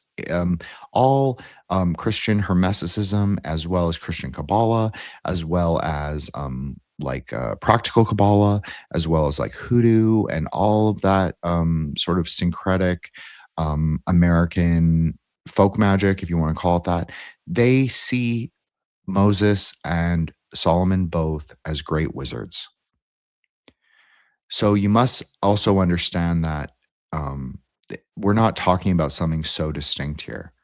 So you see these incantation bowls will have invocations to them as well as Mary.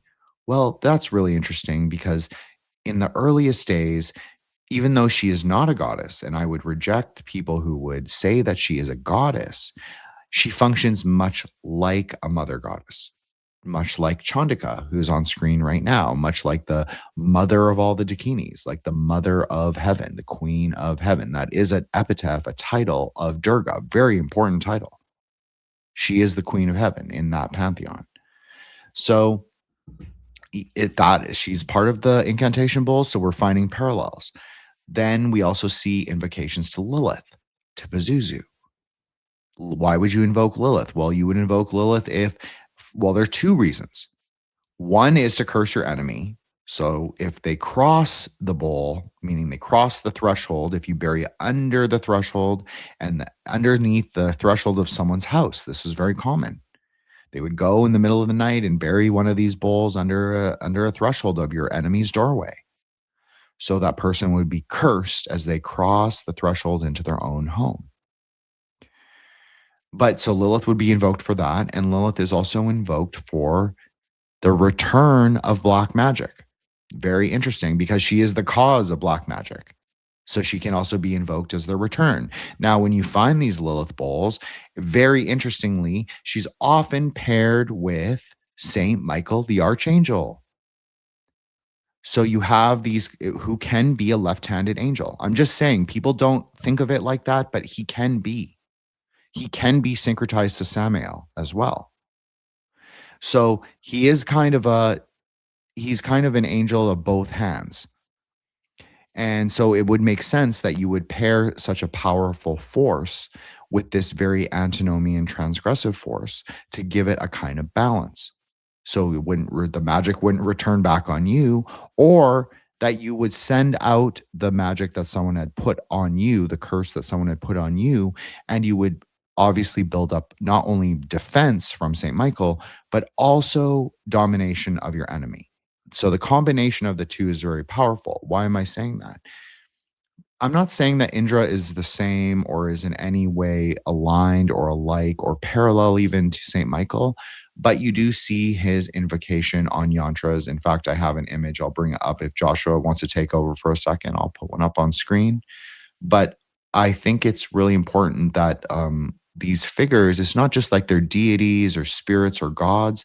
I mean, they're especially not gods. I mean, yes, Chandika is a goddess for sure, but she also represents a being in Dharma. So it's more of a spiritual force. It can be understood more as an allegory or more as a process of consciousness, if you want to use really Buddhist kind of way of framing it, or even just as a phenomenological reality. Anyways, Joshua, say something smart so I can bring up this yantra of Indra quickly. Okay. Earlier, when you were talking about I think it was Chandra, the one associated with the 7 stars of the Pleiades, and you said she was maybe associated with fortresses, and it reminded me of something from, I think it's the Bible, in Book of Daniel and Revelations. There's a scripture in Revelation 6, verse 13, where stars fall to the earth. And it kind of reminded me of what you said there about the Pleiades doing that. And then, of course, the figure known as the Antichrist is supposed to be associated with something known as the god of forces or fortresses. And it's supposed to be a god that his fathers did not know. So it's like, from another land or something like that. So when you're talking about this, it just made me think of Durga or Chandra or whoever it was you were talking about earlier. Look, I think that there's a case to be made that a lot of these stories are in common throughout the world. Not saying they're exactly the same. They're different interpretations, different cultural and spiritual understandings of it. Is everybody having Sephirotic experiences while there is every, Are they having Sephirotic experiences and experiencing direct revelation, or are they just remixing stories that were common at the time? I think it's a bit of both, right? I think that's what makes text um, important and also flawed. That's why I always say, like, for our Grey Lodge spaces, and you know this, Joshua, is like since the very beginning, I personally think people can, of course, do what they will and what they want. And I've always emphasized this idea of personal sovereignty as well as conscious autonomy as a space. I think that's like one of my most deep seated things that I believe. But I believe that you should always read wisdom texts non dually, number one, Bodhicitta framework, number two, middle path, number three, and also non literally as maybe a subcategory. You cannot understand them as being directly one to one related to anything else or even material historical history. Of course, they can be, but it is interesting to think of it as these greater myths that actually are aligned, much more closely aligned in the sort of thread of humanity than people recognize. And whether they're talking about the same entity or a different entity or a sort of different iteration of the same story, a kind of wavelength, a waveform, a sine wave, maybe it just repeats. Maybe it's a rhyme. Maybe these are echoes. Maybe these are echoes on the Aethyrwave. That's one idea I've discussed with Solar a lot. Like, are these perennial or primordial or axial ideas? And we've also discussed it just broadly as a group. And in the spaces, especially. Like, if you go back and listen to all of our episodes, I think you'll hear that it's an axial space. Like, I definitely, whether we say it's real or not real or just speculative, I think that absolutely it is these are things are closely related. I would say, I would argue, I'd go to the map for that. So, anyways, this is the yantra of Indra. So you can see king of the gods, and so it says a protective yantra. You can even see the little sigil at the bottom looks just like a Malkuth. Has a letter in each quadrant. I don't know what it says, and there's a threshold under his legs. Very interesting in a way. But yeah, so you can see like they take these deities, but it's not necessarily like the Indian idea of the deities. It's not necessarily like them as like, oh, we're going to worship these god forms. It's more that they're using the vessel or the husk of them or the image or the sigil of them, their representation, maybe metaphysically, and they're utilizing their properties to bring about magical acts. But even the creation of a yantra, like the making of one of these sigils for paper or for the vest, like we looked at before, or for a tattoo, the sigil design is one of the hardest. They say it's one of the hardest and most fundamental part of Weizza, of wizardry. And so sometimes Weizza will come up with their own sort of sigils, but they have to study the palm leaf manuscripts that have come before. They have to become a master of sigil making, of the sort of ancient or archaic sigil making from the past. And there are very specific kinds of rules regarding the creation of these sigils, as well as like what they can depict, the geometry, the maths in it, and as well as the sort of deities or spirits invoked by them. And like the astrological days that they're drawn on, the sort of ritual purity of the Weizza who makes them, the ritual purity of the Weizza when he tattoos them, and the person being tattooed themselves. These are all subject to ritual concerns. So that's very interesting, I think, as well. Something I guess we did discuss how the Weizza are fundamentally part of the kingdom. Now they are also factionalized. Like, yeah, we discussed that. I think we were quite thorough in it. But I do want to say something that I found really interesting, which I've touched on several times, but I think that perhaps didn't fully flush out, was the the anti-colonial origins of the Weizza cult coinciding with its popularity is kind of I was thinking, like, if we look at it through like a neoliberal, post-capitalist, whether Burma is ever been capitalist or not, I mean, that's an argument. I would say absolutely, because you have people driving private vehicles and owning private homes. So there's an element of it that is obviously capitalist in nature. You don't have a middle class without capitalism. There are private factory owners, et cetera, et cetera. Now, of course, it's all entwined with the state in many ways. It's a military junta, right, with the socialist sort of leanings. So, of course, there's a lot of corruption and entwinement. This is true for everywhere. I'm not picking on Myanmar in any way. Um, I think, though, that because of like this kind of alienation and individual, like sort of false individuation of the sort of neoliberal order, people again fall very much into these personal concerns: love, money, job, school success, because they're Asian, obviously, um, and magical concerns like defeating your enemies, whether they are your business rivals or some like mother-in-law, because it can be both, right? So it sort of devolves into these personal concerns. But if you have a direct intercessory spiritual cultus, meaning the Weezzas themselves, and the Weezzas themselves, as I argue, sort of turn you back onto the sasana, the path, the sadhana of Buddhism, it's also a corrective. It's kind of paradoxical. People turn to the Weizza for worldly concerns, but the Weizza themselves are Buddhist figures, so they hopefully turn the devotee towards more, even if it's not a monastic or a lay practice of Buddhism, which is fine. It doesn't have to be either of those things, in fact. But it turns them on to Weizza practices, which are, again, fundamentally Buddhist in nature.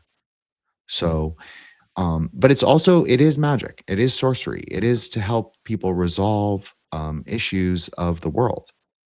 It is meant to be very much intercessory. It's not meant to be just, oh, I gain magic powers and I can walk on water. That's one of the cities. And so I'm going to do it to impress to impress large crowds. Now, Thomas Patton, in fairness to him, Dr. Patton discusses how he comes across several fraudulent actors. Well, he understands them to be fraudulent, whether they are or not. I don't know. I didn't meet them, but he understands them to be fraudulent, and I agree. And he's a very fair assessor of these things in general. Like he takes everything kind of as an anthropologist, but he's also Buddhist, and he's also living there for 20 years. So he does kind of understand the Burmese sort of worldview. So I think he's a good arbiter of like people who are faking it. And of course, you can't really talk about fraudulent and con artists without discussing social media. So this is something that we encounter a lot in the Grey Lodge, or at least me personally, is the idea of fraudulent practitioners. So very frequently, so we'll stick to the text for right now. He encounters two particular instances. One is a female medium. She doesn't say she's a Weizza. She says she is a medium of Bo Mingguang. I'll put him back up on screen right now. There we go. So she says that she is his medium, meaning that she channels him and she speaks in his voice. And like that, he even describes her as speaking in his voice while she's smoking multiple cigarettes. So he asks her, since he is a biographer of this saint, that's his, like, I think he wrote a whole separate book on it, as well as I think it was his doctoral thesis was on this guy, Bo Mingguang. So he asks her a series of several questions about his life and about like where he lived, who his parents were, et cetera, et cetera. And she didn't know any of it, although she was speaking in his voice. So that's really interesting. And then another time he encounters like an old man who is a well-known like wizard, sorcerer, healer, cursor for hire. And it's not necessarily that he is a fraud per se. It's that he talks a really big game. And it just is almost so unbelievable that, and with no sort of like backing materiality to it, that the Thomas Patton is very skeptical. So why is this interesting for right now? Because with the rise of these kind of con artists, spiritual frauds, et cetera, which have always existed. That's nothing new. This is nothing new. This is the tale as old as time. The Buddha, even himself, the historical Buddha, obviously discusses this exact thing. He studies with hundreds of rishis, 108 rishis, lursis, shamans, wizard, Weizzas, all of these different ethnic practitioners, magical people, Vedic sort of reciters of these proto mantras, et cetera, astrologers. He knows they all exist in that, in the Nepal, in that Nepali valley where he was from, which interestingly also borders Burma. So I just feel like it's the idea of a spiritual fraud is not new, but because of like modernity, it's perhaps easier to pray directly. Again, very intercessory, direct revelation, direct intercession. It is easier, and this is a lot more tantric in a way. You can pray directly to these higher elevated, I'm using this word, but I'm not necessarily using it in a theosophical way, but these ascended masters. You can just pray directly to them as your guru, as your own personal teacher, and they will intercede in various ways, but their primary way is to put you on the path of becoming a Weizza yourself. So I feel like this resolves some of the paradox of spiritual frauds. Because if you can have a personal relationship with one of these wizard saints, then how can other people claim to borrow or draw from their power? Right? Because you already have a relationship, so you don't really require a secondary character. So I think that resolves one side of it, but then I think also the Weizzas are, again, because they're Buddhist and they're drawing specifically from Buddhist sorcery, regardless of if they're doing Buddhist sorcery or necromancy or black magic or whatever distinction you want to make, which they are allowed to do as they are lay practitioners. And perhaps if you agree with me, they are also tantrics. So they can do what they want to do. And they have multiple ways of thinking about why they're doing that. And I'm not saying it's all skillful, all upaya, all good. It's not. They're still human. But I think it also it counters a lot of the fraudulent magic, and not just fraudulent magic, but like just because someone knows a little bit of black magic and curses their neighbor. Well, having a relationship directly with the Weizza, instead of having to run to some monastery, because, not every monk's a magic monk. And this is one of the really important parts of this series on esoteric Southeast Asia sort of Buddhist magic, is not every monk is just like a magic person. And this is something that I feel a lot of even Western Buddhists get wrong. They will look at every monk as being like of the same quality, the same skill, the same level of consciousness. That's not how it's understood. Just because someone's a monastic doesn't mean anything. A monastic can be many Buddhist stories about the worst kinds of criminals becoming monastics. That doesn't mean they don't change. Of course they change. Maybe they become very devout. Maybe they become, completely changed people. And that's also part of the story, a lot of the stories. That reminds me of when I would go to the Catholic Church. Any old priest, people would just flock to them after the mass and just beg for blessings and stuff. And I always thought it was so strange because coming from like a Baptist Protestant background, you never saw anything like that. Unless it was like private, like, we need you to pray for our family or something like that, but it was just kind of comical to me, like how frequently people would flock to these people. So when you're talking about this, that's what kept going through my head, because I thought, well, any old schmo can become a priest, so like, it kind of almost makes you think too, like personal responsibility for your own magical hygiene, if you will, or spiritual hygiene. Like there's certain responsibilities that you yourself should take on, right? Not outsource them to these charlatans or whatever, so that you're not as easily taken, right? Anyway, I just want to throw in my 2 cents about my experience. That's a legit, a great point. And I'm so glad you brought it up. I'm serious because I mean, we're very in sync, I think, on our spaces and stuff. Like we've done this so long together, but absolutely. So if you, I don't, you probably didn't read it, but there was, we read well, didn't assign it. I don't want to say it like that, but I said like if you want to read this book, it's by a lay scholar. She has a master's degree. I'm not saying lay scholars in like some, you know, it's not some like random from Timbuktu.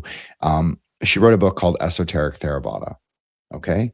And so basically, it's about how a lot of the esoteric sort of Theravada Buddhism went underground because of certain Protestant reforms enacted by both the royalty of various Southeast Asian countries, as well as the colonial, I guess, ruling elite in those countries, as well as by the monastic authorities themselves.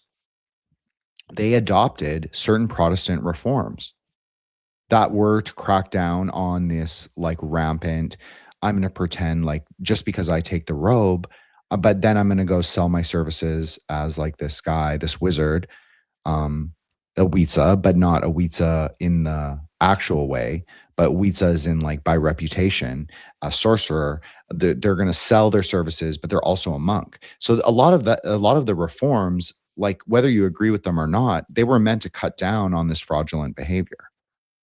It's exactly what you're talking about, like treating everyone that is wearing a frock or the collar as some kind of magical intercessory figure.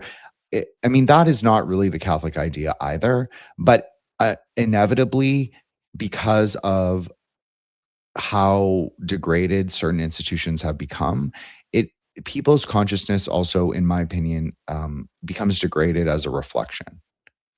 Well, So and if you think about it too, that attitude of venerating the smock or whatever it was called, the frock, uh, that then provides the fleece by which a wolf can wear.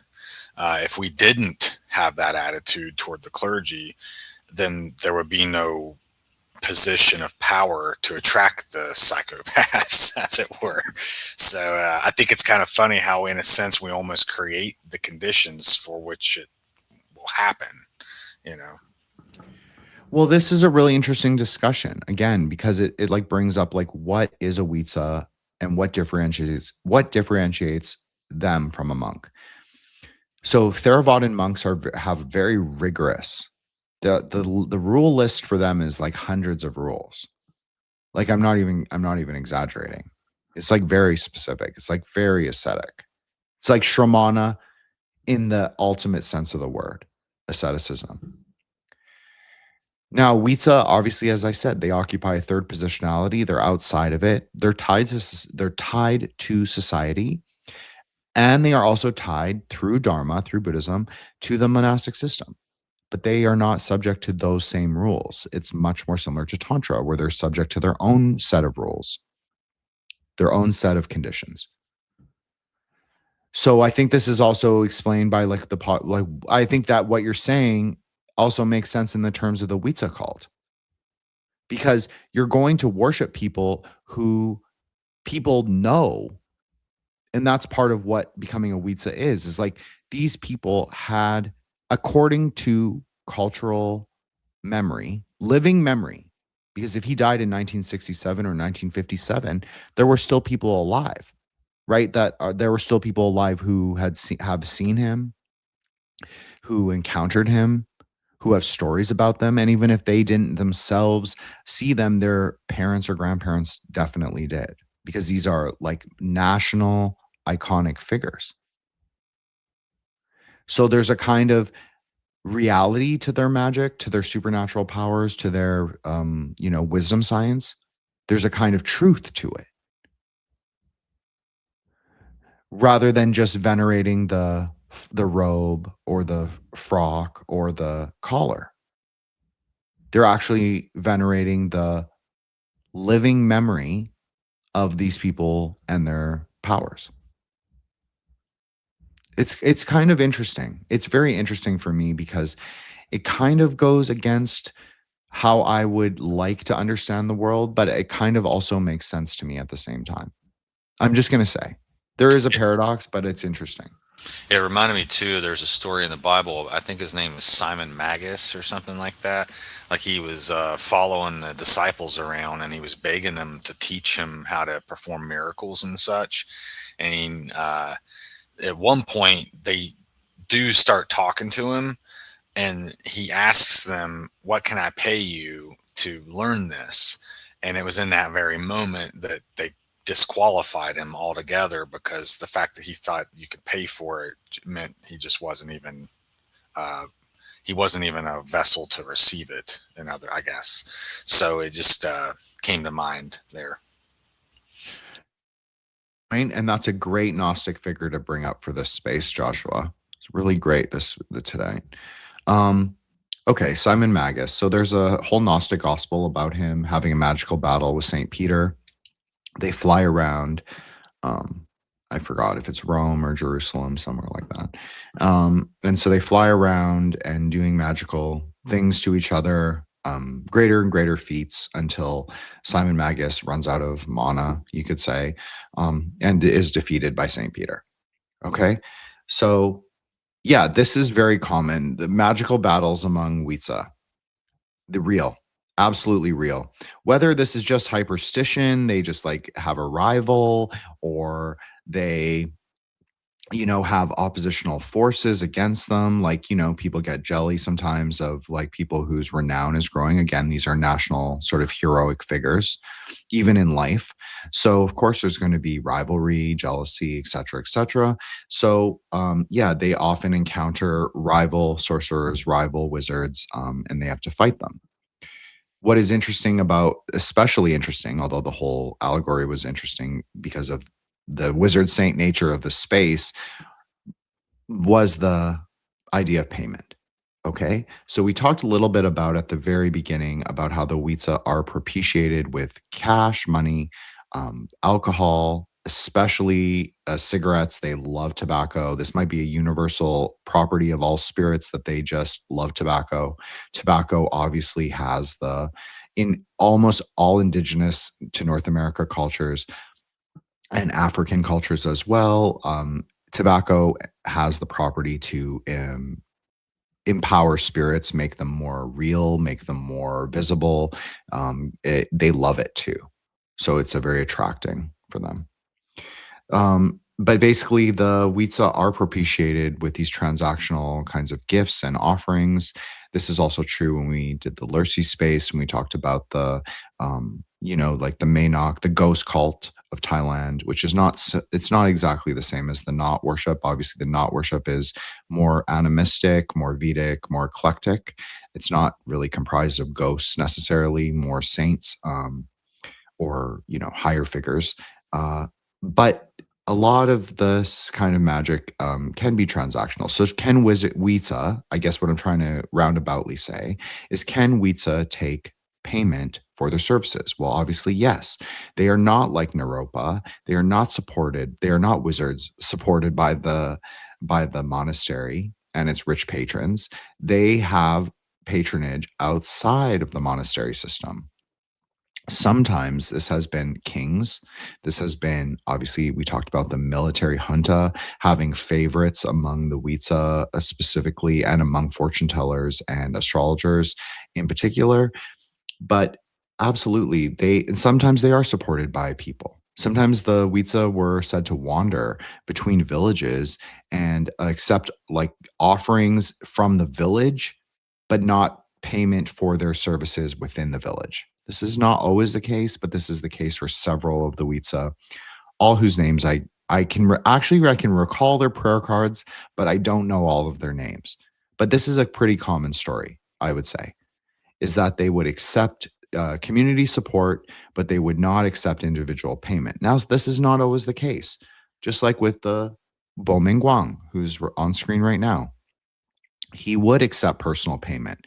Now, like in death, he would also accept payment from cigarettes. Remember, Burma is a isolationist country, so they were not getting, Western cigarettes on the white market. They were getting Chinese cigarettes on the black market. So it's like prison currency kind of. So if he was a heavy smoker, this would make sense. People would give him cigarettes. They would have to procure it from the black market, whether that's expensive or not expensive, still somewhat dangerous to get. So they would give him that, or they would give him whiskey. He loved whiskey, supposedly American whiskey. So how are they getting that? Well, that's very interesting, because you wouldn't even have that if you didn't have the American bases all throughout Thailand and the Philippines. That's obviously how they were getting it. They were importing it for the military junta, because all of those guys are pretty rich, as we talked about Golden Triangle money. I'm not even making a judgment. But they obviously, the military junta obviously allowed parts of the black market so they could get what they wanted as well. So he took whiskey, and he took all alcohol pretty much. They drink a lot of what they don't call it toddy. That's an Indian term, but toddy is either a coconut or cashew rum. You can make rum with both of those things. And so they make like a local coconut wine or cashew wine, and it's extremely alcoholic. It doesn't taste that good. It sounds amazing because it's like cashews plus coconut. You would think it tastes great, but it actually tastes like really bad. Like it's moonshine, basically. So he had maybe a more high-minded, more refined taste. So he liked American whiskey. So you see that in death. Like, and then they also give him cash. So there were clearly times where they do accept cash payment. Maybe, and there's a lot of Buddhist parables about this, and I said it right at the beginning. Sometimes rich people would patronize the Weizza, and they would accept payment, because why wouldn't you? If that's what the people have to give, that's what you accept, right? So is that immoral innately to accept cash payment? No, of course not, because it's for a service. Now, this also invites frauds. This is what is really interesting, and this is one of the paradoxes that I find myself wrestling with, because I don't offer any paid services. I don't want to, and I probably never will. I mean, I never will offer services. But even in the nature of the podcast, the channel, and of all the work that we do, I just don't see myself monetizing it, unless it was like, if we were getting like 50,000 views a night, then obviously it's something I would consider, right? But just keeping it as like a small or esoteric e-zine, that makes sense to just like keep it like free to the people. It's kind of like psychic TV. We're just like discussing speculative ideas, speculative Kabbalah, speculative Tantra, speculative history. And, we're just keeping it real over here. So, that reminds me, Joshua, go ahead. Like whenever I give mushrooms to people or whatever, I don't like to accept money for them. To me, because I was sitting here thinking like, why? What is it about the money thing? Like, what does it do to it? And I think somehow it must. Is it like how maybe money is Malkuthian in nature, and maybe some of these services or other things that can be done by the Weizzas, the cities, if you will, emanate from other Sephiroth. And so if we bring money into it from Malkuth, it almost like pollutes it or stagnates it or draws it down, maybe. And so I think to like keep it at that higher level where there's an exchange, because if you take money out of it, well, now I got to perform a labor, or I got to get you a thing that you like.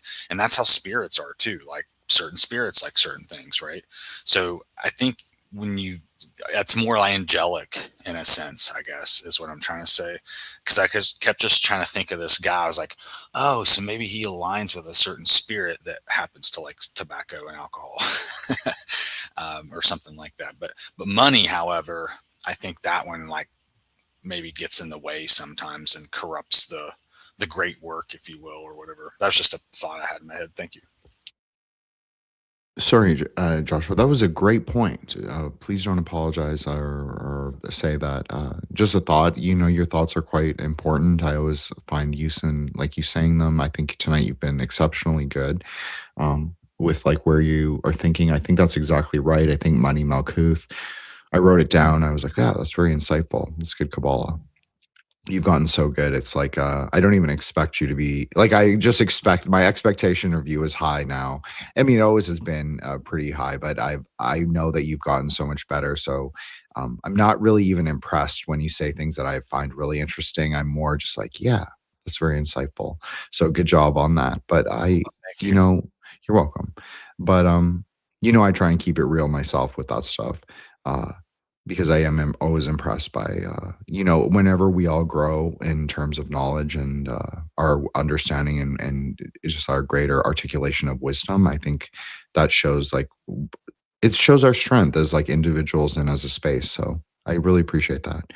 Um, and it makes me look cool, of course. So, you know, but yeah, Money Malkuth, I absolutely agree. I think it's bringing it down. I think it's like distillating it. Like you said, it's bringing it into the material grounds. It's not letting it be elevated. Of course, there are times where you do that. Like I said, with the rich people or with royalty, maybe you would accept gold or gems or certain things. Maybe you could sort of negotiate a higher vibration of exchange in certain circumstances, but just cash money directly one to one for Weizza services. Now, if we're talking healing, there's probably a question where we could discuss like the morality of taking payment. But if we're talking about, because they're Buddhist, right? So there would be obviously a question of like morality and karma, but then also curses. So this is really interesting. There are Weizza who don't take payment for curses, but they'll take a coin, one coin. This is common throughout all of Latin America, throughout the Americas, throughout the Caribbean, throughout Africa, throughout the Arabic world, the Southeast Asian world. Most spiritual practitioners who do perform curses, they don't always want to do it just for money. In fact, a lot of the time it's like a kind of a challenge to see if they can do it. So what they will do is to sort of alleviate, we'll call it karmic concerns, is they will take a small payment of a coin from the person so aggrieved by another party, and they will do the curse on the basis of that. And then if they are successful, then they will go back and ask for a greater payment. It's pretty common. I know this is very unconventional for Western thinking, but I also think like maybe perhaps both you and I, even though I'm Asian, well, half Asian at least, um, we maybe put our Western conception on like our Western. I'm just saying, I'm not saying that we are doing this, but I'm just saying that even the way I'm thinking about it, maybe it is a more Western conception of like the transactional nature of magic. And maybe our like morality is like much more tied into the, Jesus as a sorcerer, more like where he's like a white sorcerer, you could say, maybe. And so he's just performing the miracles out of goodness of his heart. And a lot of the Weizza did that too, as I said. It's a conditional, a lot of this is conditional. You reminded me of a story in the scripture where Christ is asked about paying taxes or something like that. And I think he tells somebody to go to the stream, the nearby river or whatever, and grab a fish, and there will be a coin in its mouth to pay the taxes with. And I just thought that was a really funny story. So yeah, that maybe he was practicing some type of wizardry, wizardry there. Like there are so many parallel stories, like parables and folk tales and extra like heterodox sort of like biographies of these wizard saints, like doing very similar things or resolving issues. And like to bring up the Solomon, like King Solomon again, one of the things, yes, he is a great sorcerer and he, conquered all the angels and all the goetic demons and put them under his control so he could build the temple, et cetera, et cetera. That's obviously sick and awesome and like one of the best parts of his whole story. But if you actually read his like the Songs of Solomon, a big part of that gospel or that book is that, I guess it's not a gospel, but a big part of that book of the Bible is him being an arbiter, a judge for like very mundane cases that serve as like moral parables. So that's obvious. That's honestly what the Weizza would do as well. They would go in, solve village disputes. Okay, so one farmer says, his neighbor stole his cow. So the Weizza would then go in and perhaps ritually perform ways to test if the cow was indeed the, accuser's like cow. Sometimes in the stories, it's unclear if the Weizza is actually doing any kind of magical ritual or whether it's performative, kind of like wink, wink. We are just doing this as like a thing, as like a kind of social supplication, so we can actually make a judgment with some supernatural authority rather than just saying as a human, okay, this is our opinion. So it seems like some of the time that was true. They would do kind of like woo-woo bullshit, like weird things, but very like tongue in cheek. They would clearly know what they were doing. But it would be to solve these everyday things or say, okay, the village headman who's always a little richer than the rest, right? Maybe he gets a ring stolen. So the Weizza then performs like a finding spell. This is very, very common among all these practitioners, like finding lost things. Very important. And so maybe he does, or maybe he also does detective work. That's also what the Weizzas would do. They would go around interviewing all these different villagers, like the toothless grandma who's like chewing the beetle nuts and the lime powder on the porch, and then he would go like talk to the kids playing it's not soccer, but they use these little rattan balls and they kick them. It's really cool. I can't do it. My dad can do it. But anyways, it's kind of like soccer though. But anyways, he would go interview them and did different things. So it's like a lot about solving social problems, but in a semi-magical way. So like a kind of magical sociology, if you want to call it that. So I mean, it parallels a lot with King Solomon. I feel like and they would also intercede, like talking about like working with the state or working for the village. They would often intercede. There's a lot of stories, not about this Weizza on screen, the Bo Mingguang, but some of the older ones. They actually interceded on behalf of the village to the state. They would say, this is unfair. This is like, this village is under hardship. They're under famine. We can solve the famine with our magic, but you can't then take away half their rice because they will starve. So you see them doing things like this too, which again are partly magical and partly practical. Because to solve a drought, that would be considered under the sort of office of the Weizza, is like the, comptrollers of the spiritual forces, or at least intermediaries. So yeah, that's a big part of what they would do.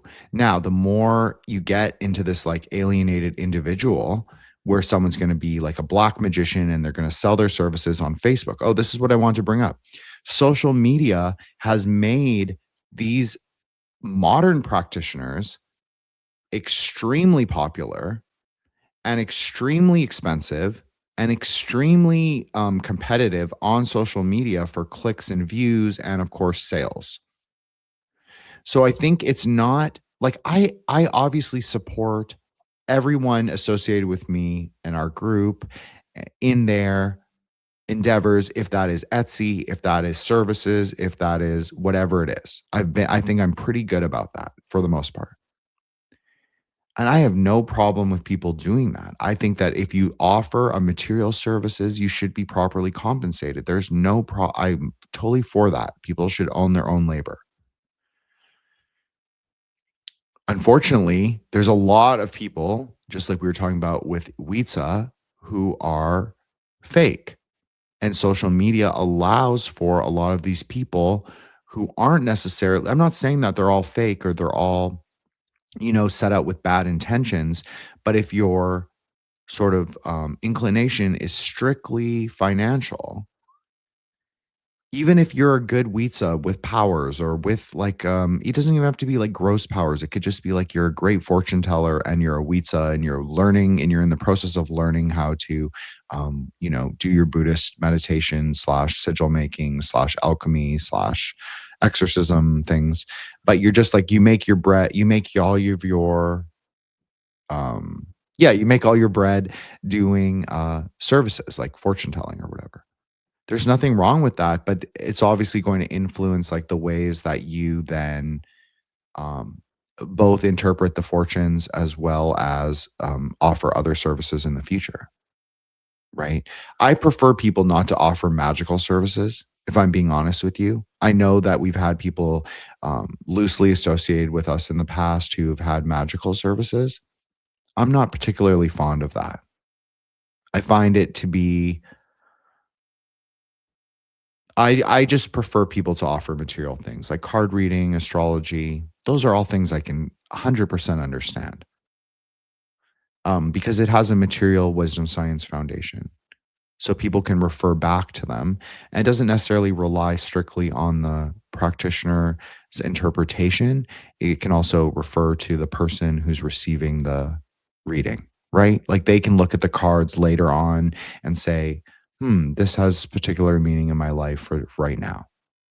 So there's kind of a reciprocal or perceptual interaction that I agree with. Whereas if you do magical services, even if they're very efficacious, you can just tell people you've done magical services, like I was saying with the village arbitration. And it's not always wrong.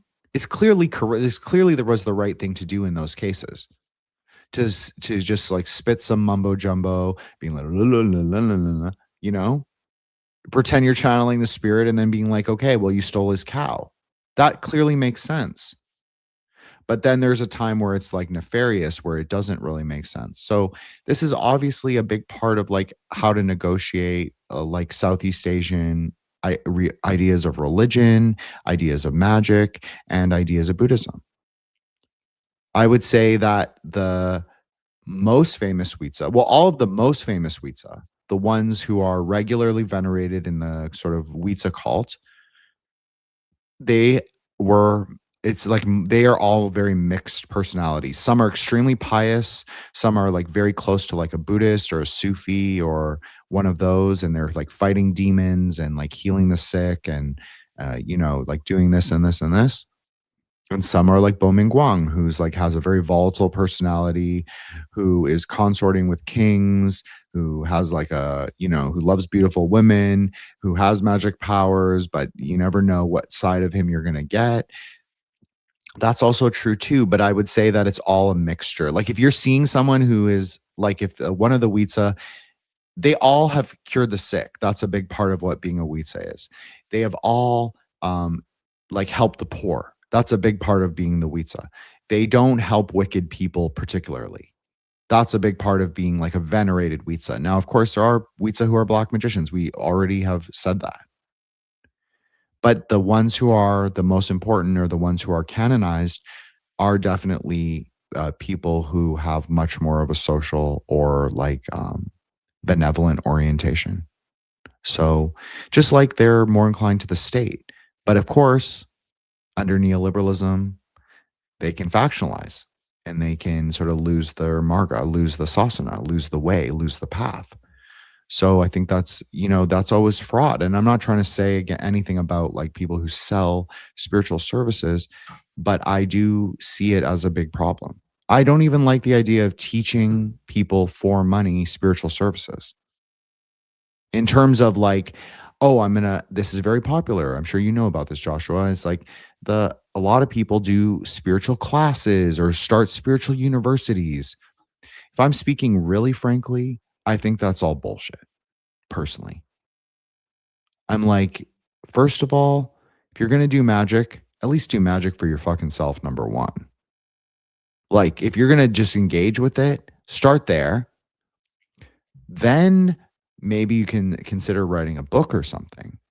But I don't like this idea of these like online spiritual academies, that just really are setting book lists and recording videos by content creators who already make videos and write and do video essays.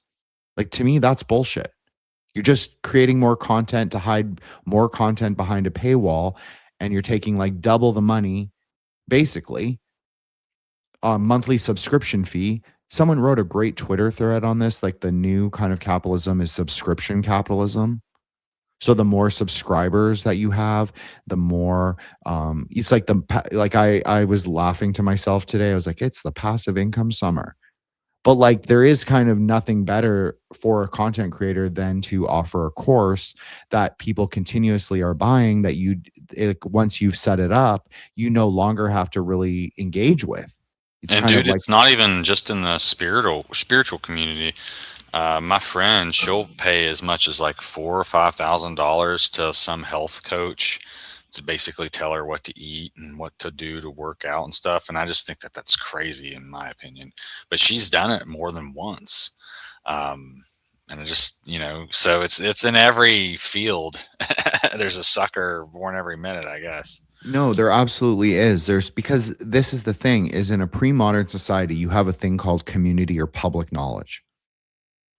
And in like this post-modernity, you have this, we have only individual and institutional knowledge. We don't have a public or community knowledge. So that was what the internet used to be. It used to be very much about public knowledges, about going to different websites and like reading different things, like Crystal. Like Crystal's a great friend of the lodge, obviously been on my show. She's an herbalist. She should get paid for her labor. She should get paid for her book, and she should get paid for her ideas. But then there's also like the thing where she puts a lot of that shit out for free. She puts a lot of that shit out on Twitter, and so do a lot of herbalists. And so that's obviously a big part of it. But then you find in the herbal community is not free of this at all. In fact, it's actually one of the most rife with people who strictly want to sell books and as well as workshops. Because you can't really make a living as a community herbalist in 2026. You have to do something else. You're either selling tinctures, or, which is a very material thing. So obviously that's great if you're selling high potency, like tinctures that you're like self-making or whatever, but that's a lot of fucking work. It really is. For some, I've made many tinctures. It's a lot of work. And like, especially if you're doing spiritual style ones or spiritual oils, I've done that too. It's a lot of work. Astrologically, personally, financially, it's like a huge investment, and it's not like when I'm just doing it for myself, that's fine, but it's still like it's a very resource intensive thing. But you see a lot of herbalists doing workshops or teaching like these like long modules of like thing. I won't say who. There was a famous feminist herbalist who kept having meltdowns. Everybody who knows the herbal community will know exactly who I'm talking about. But she kept having meltdowns at these senior students of hers, and she kept her school very like hippie dipshit, but it wasn't. It was all about like money and power, really, which is basically one of the big problems. And maybe I think in Asia, the idea is like a great master doesn't necessarily have to be a great person. And that's okay. And it's really about his like greater whatever. It's about his greater benevolence to society or to people. Maybe just to people, like on a more individuated basis. Magnanimity. Thank you very much, Joshua. I appreciate that. Means generous and forgiving. Yes. So you should be like that. You should cultivate your, bodhicitta or hesed. I agree with this, but that doesn't mean you have to exercise it in the same portion for every person. But I also think like this goes along with the idea of like teaching courses, because you and I have discussed this so many times on Spaces and on the show and in the group and privately and everything. But like that Gevra is one of the Sephira of the great teacher, because it's the discernment of wisdom in that space of understanding that you have to be Hasidic, but you also have to give and restrict students who are at different levels, not because you're being mean, but because you actually want them all to come to a greater understanding. So you have to tailor the lessons to, like, for high achieving students as well as the ones that are a little bit behind. That's a great Gevratic. That's one of the greatest powers of Gevra, is that, like, discernment to be a teacher. So I think spiritual services are a lot like this. I think it's like, do you just do it because you're looking to make money? Or are you doing it because there's like a greater sort of purpose for you to have like spiritual services on offer? Like, I'll just say for me, if I like, depending on like the, I guess, danger of it, but if I was like asked, and I would never be asked to do this, but if someone asked me to like perform an exorcism, I would not be comfortable taking money for an exorcism, because that's like a spiritual battle, right? Like, that's a spiritual battle, whether I like, like, between, if you want to call it good and evil. I try not to use those kind of Manichaean terms, but it's about people in the spiritual world. You're acting as intermediary to balance, to be the Tiferatic force between those two polarities. So I don't know if I would accept for that. But if someone was like, could you do a little love spell for me? Maybe, I don't really do that, but I'm just saying, like, love road opening. Very simple, gentle. In hoodoo, it's considered white magic. There's no problem with it. You're not drawing someone specific. You're just opening the roads to possibility and potentiality. Very Gevratic in a way. So I would have no problem. Like, I wouldn't do that for someone. I'm just going to be clear about it. Please don't DM me asking me. I would never do that. I'm just giving an example of where someone could accept barter or transaction. But I don't want to place like great morality upon it. Like, I don't know. I think it comes down to context and like the specific instance. And so I think this is what, to bring it back around to Weizza, and we'll close out in 2 minutes here. But I think it comes back around to the Weizza and looking at them and seeing in their hagiographies or their biographies, their willingness to negotiate dependent on context and dependent on circumstance. I think that is the mark of a great saint, rather than to say it is all one thing all the time. They have to be perfectly shamanic. No, they're not monks. They don't have to be perfectly shamanic. That's not the rules of the game.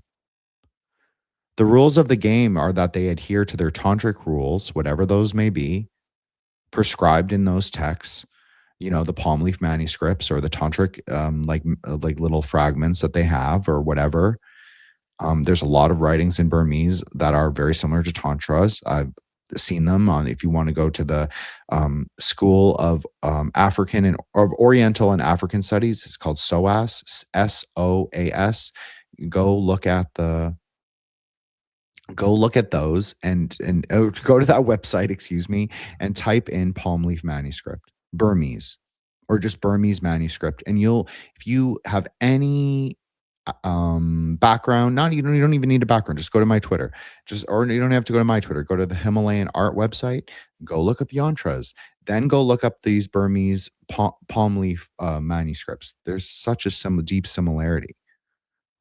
So as long as they adhere to the tantric rules, they're cultivating their meditation, because that's their foundational practice, right? Meditation. What are they doing in meditation? Well, they might be doing magic, but don't worry about that right away.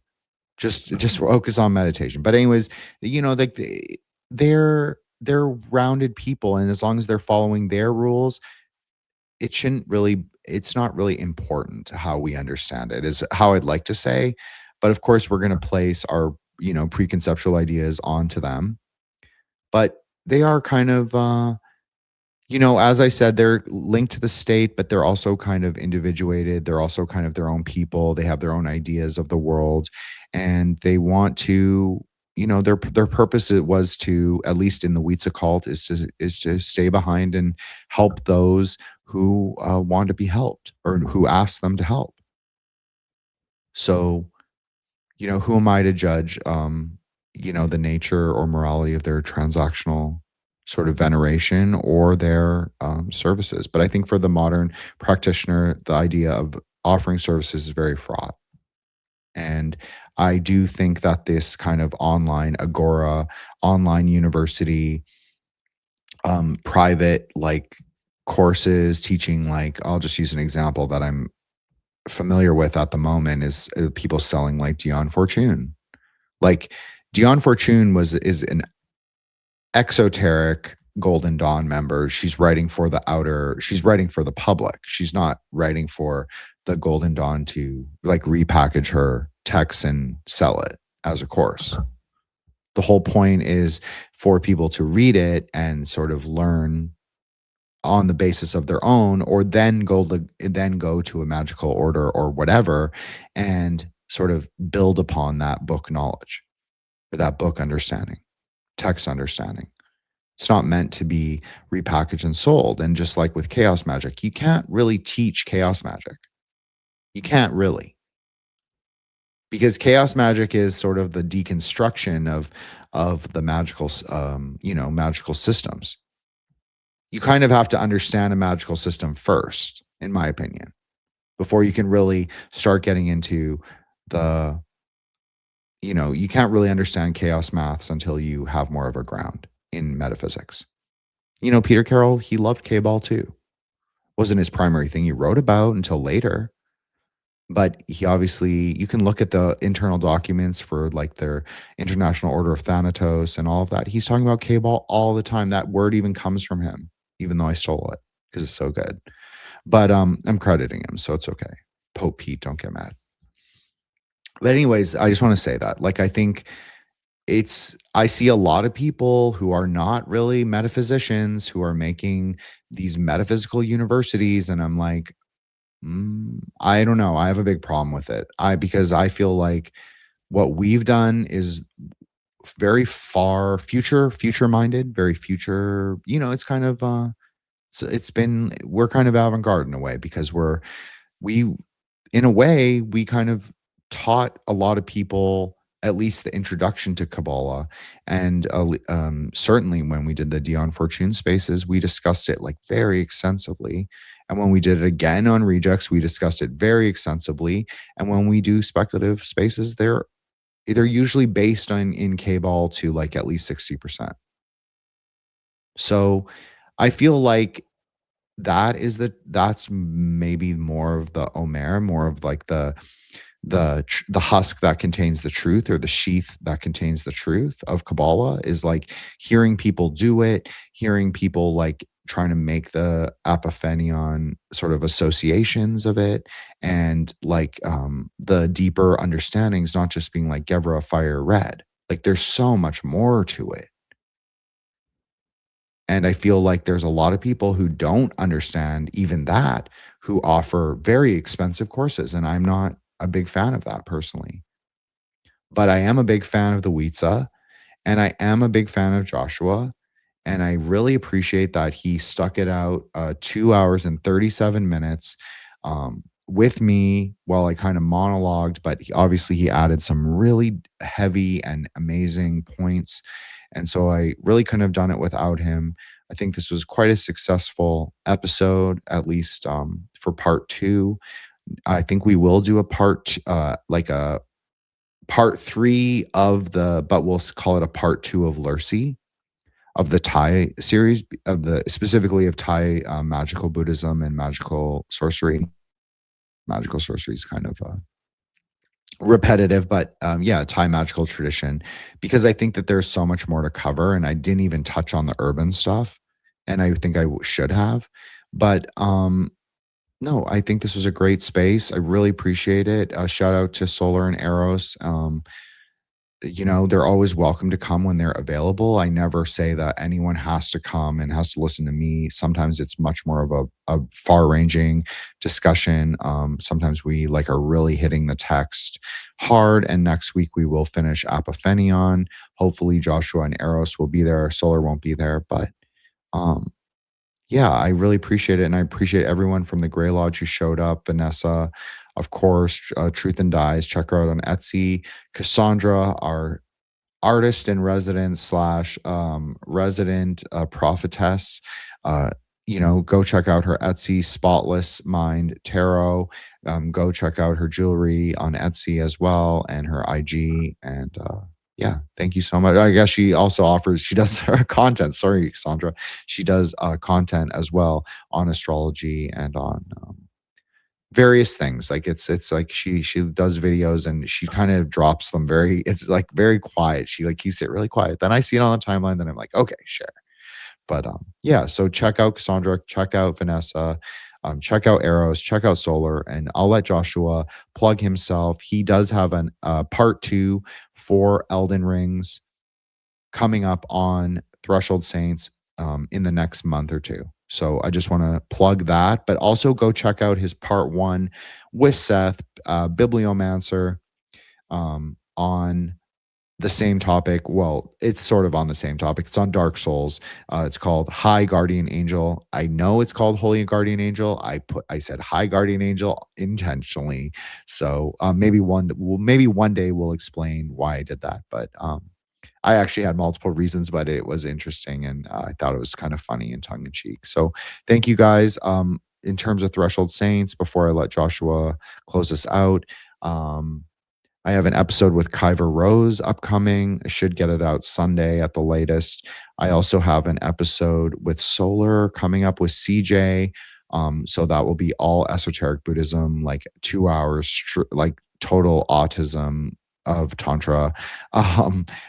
So the three of us doing that. And then I've got so many episodes coming up. I have the whole crew of the AppCon, the Apocalypse Confidential online lit mag.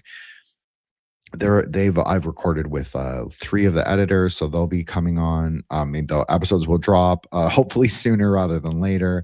I have a great episode with Brian Gaffey from the Liminal Currents podcast, which is probably my favorite other than Threshold Saints and the Grey Lodge, of course.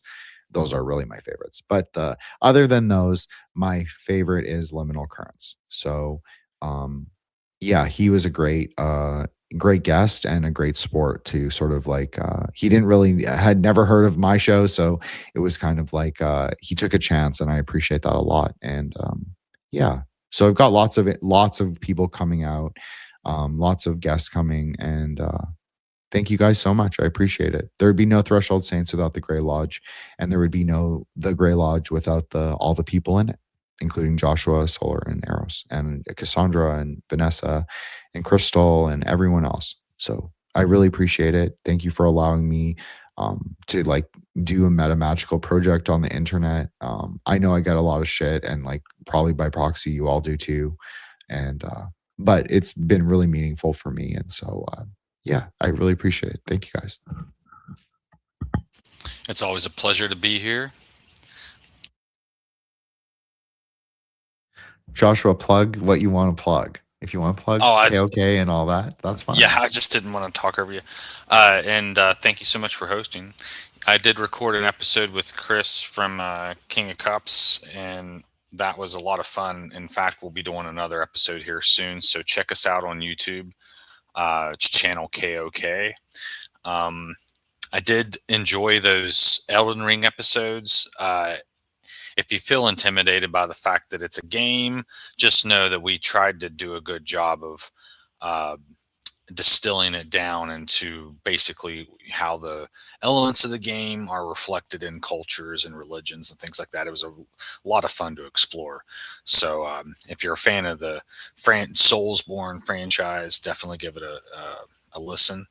And yeah, as always, it's always a pleasure to be here and sharing time and space with you folks. And I think this weekend's Father's Day. So if there's any fathers out there listening, I appreciate you procreating, and I'll be celebrating the solstice this weekend. So thank you all for joining us. Yeah, thank you so much, Joshua. And your episodes on Dark Souls and Elden Ring are some of my favorites, like for the whole show. And we got an incredible response to the first one. Honestly, I got a lot of people messaging me being like, this is so good. Like, you guys did a great, like, Gnostic breakdown of the ideas, of the characters, all the K-ball. Like, I listened back and I was like, we did really good. And when we were recording, I was like, is this going to be good? Like, I didn't know when we were recording, but when I listened back for editing, I was like, this is really good. And then when I released it, people kept saying it's really good. So I went back and listened to it again, which is I always do usually. And I was like, yeah, this is great. Like, nobody's talking about video games, vidya, and like as a hermeneutic of reality in the same way that we are. So again, we're way ahead of the curve. Of course, people will emulate us. And that's also like how I know that the Grey Lodge and Threshold Saints is cool, because when people copy us, I know that we're doing something right. Even though it annoys me and everybody knows it annoys me like hugely, I do know we're doing something right. So appreciate it. Thank you guys so much. Everybody meditate. Everybody do spiritual practice. This is not Kali Yuga. It is the Aeon of the fucking daughter, but you still have to keep up with your spiritual and psychic self-defense. Absolutely number one. That is your number one goal. You don't have to care about Weizza or Kabbalah or anything that I talk about. Or any of that, or politics or anything. But if you take one thing away from the space, please meditate. Please have a spiritual praxis. Please, get your mind right. Number one, but then also like have a place that you can go that will help you in this very fraught carnal ground world. So, and shout out especially to Donlander. I know he didn't come. Well, he lives in Japan. So, Donlander, this was an episode specifically for you. I should have said at the beginning, but Weizza was definitely inspired by you. So, thank you so much, buddy. Appreciate you, Lil Naga. And hope you're having your coffee espresso right now. I know you don't drink espresso, but like cafe au lait. So, thank you, Donlander, who is a part of our Grey Lodge and a great friend to me. Thank you guys. Appreciate it. Have a great night. Oh, fly one evil wings. Okay, there you go. It's because you change. I never know. Okay, well, there you go. Pink hearts. Okay, so I recognize you. Okay, so this was your episode. This was your episode, Cafe au lait Kid. There you go. So this special dedicated to you, Don Lander. Even though I was very neutral when we discussed China and America and Burmese politics, but I think I did it in my own way. Okay. Thanks, guys. Have a great night or a great day.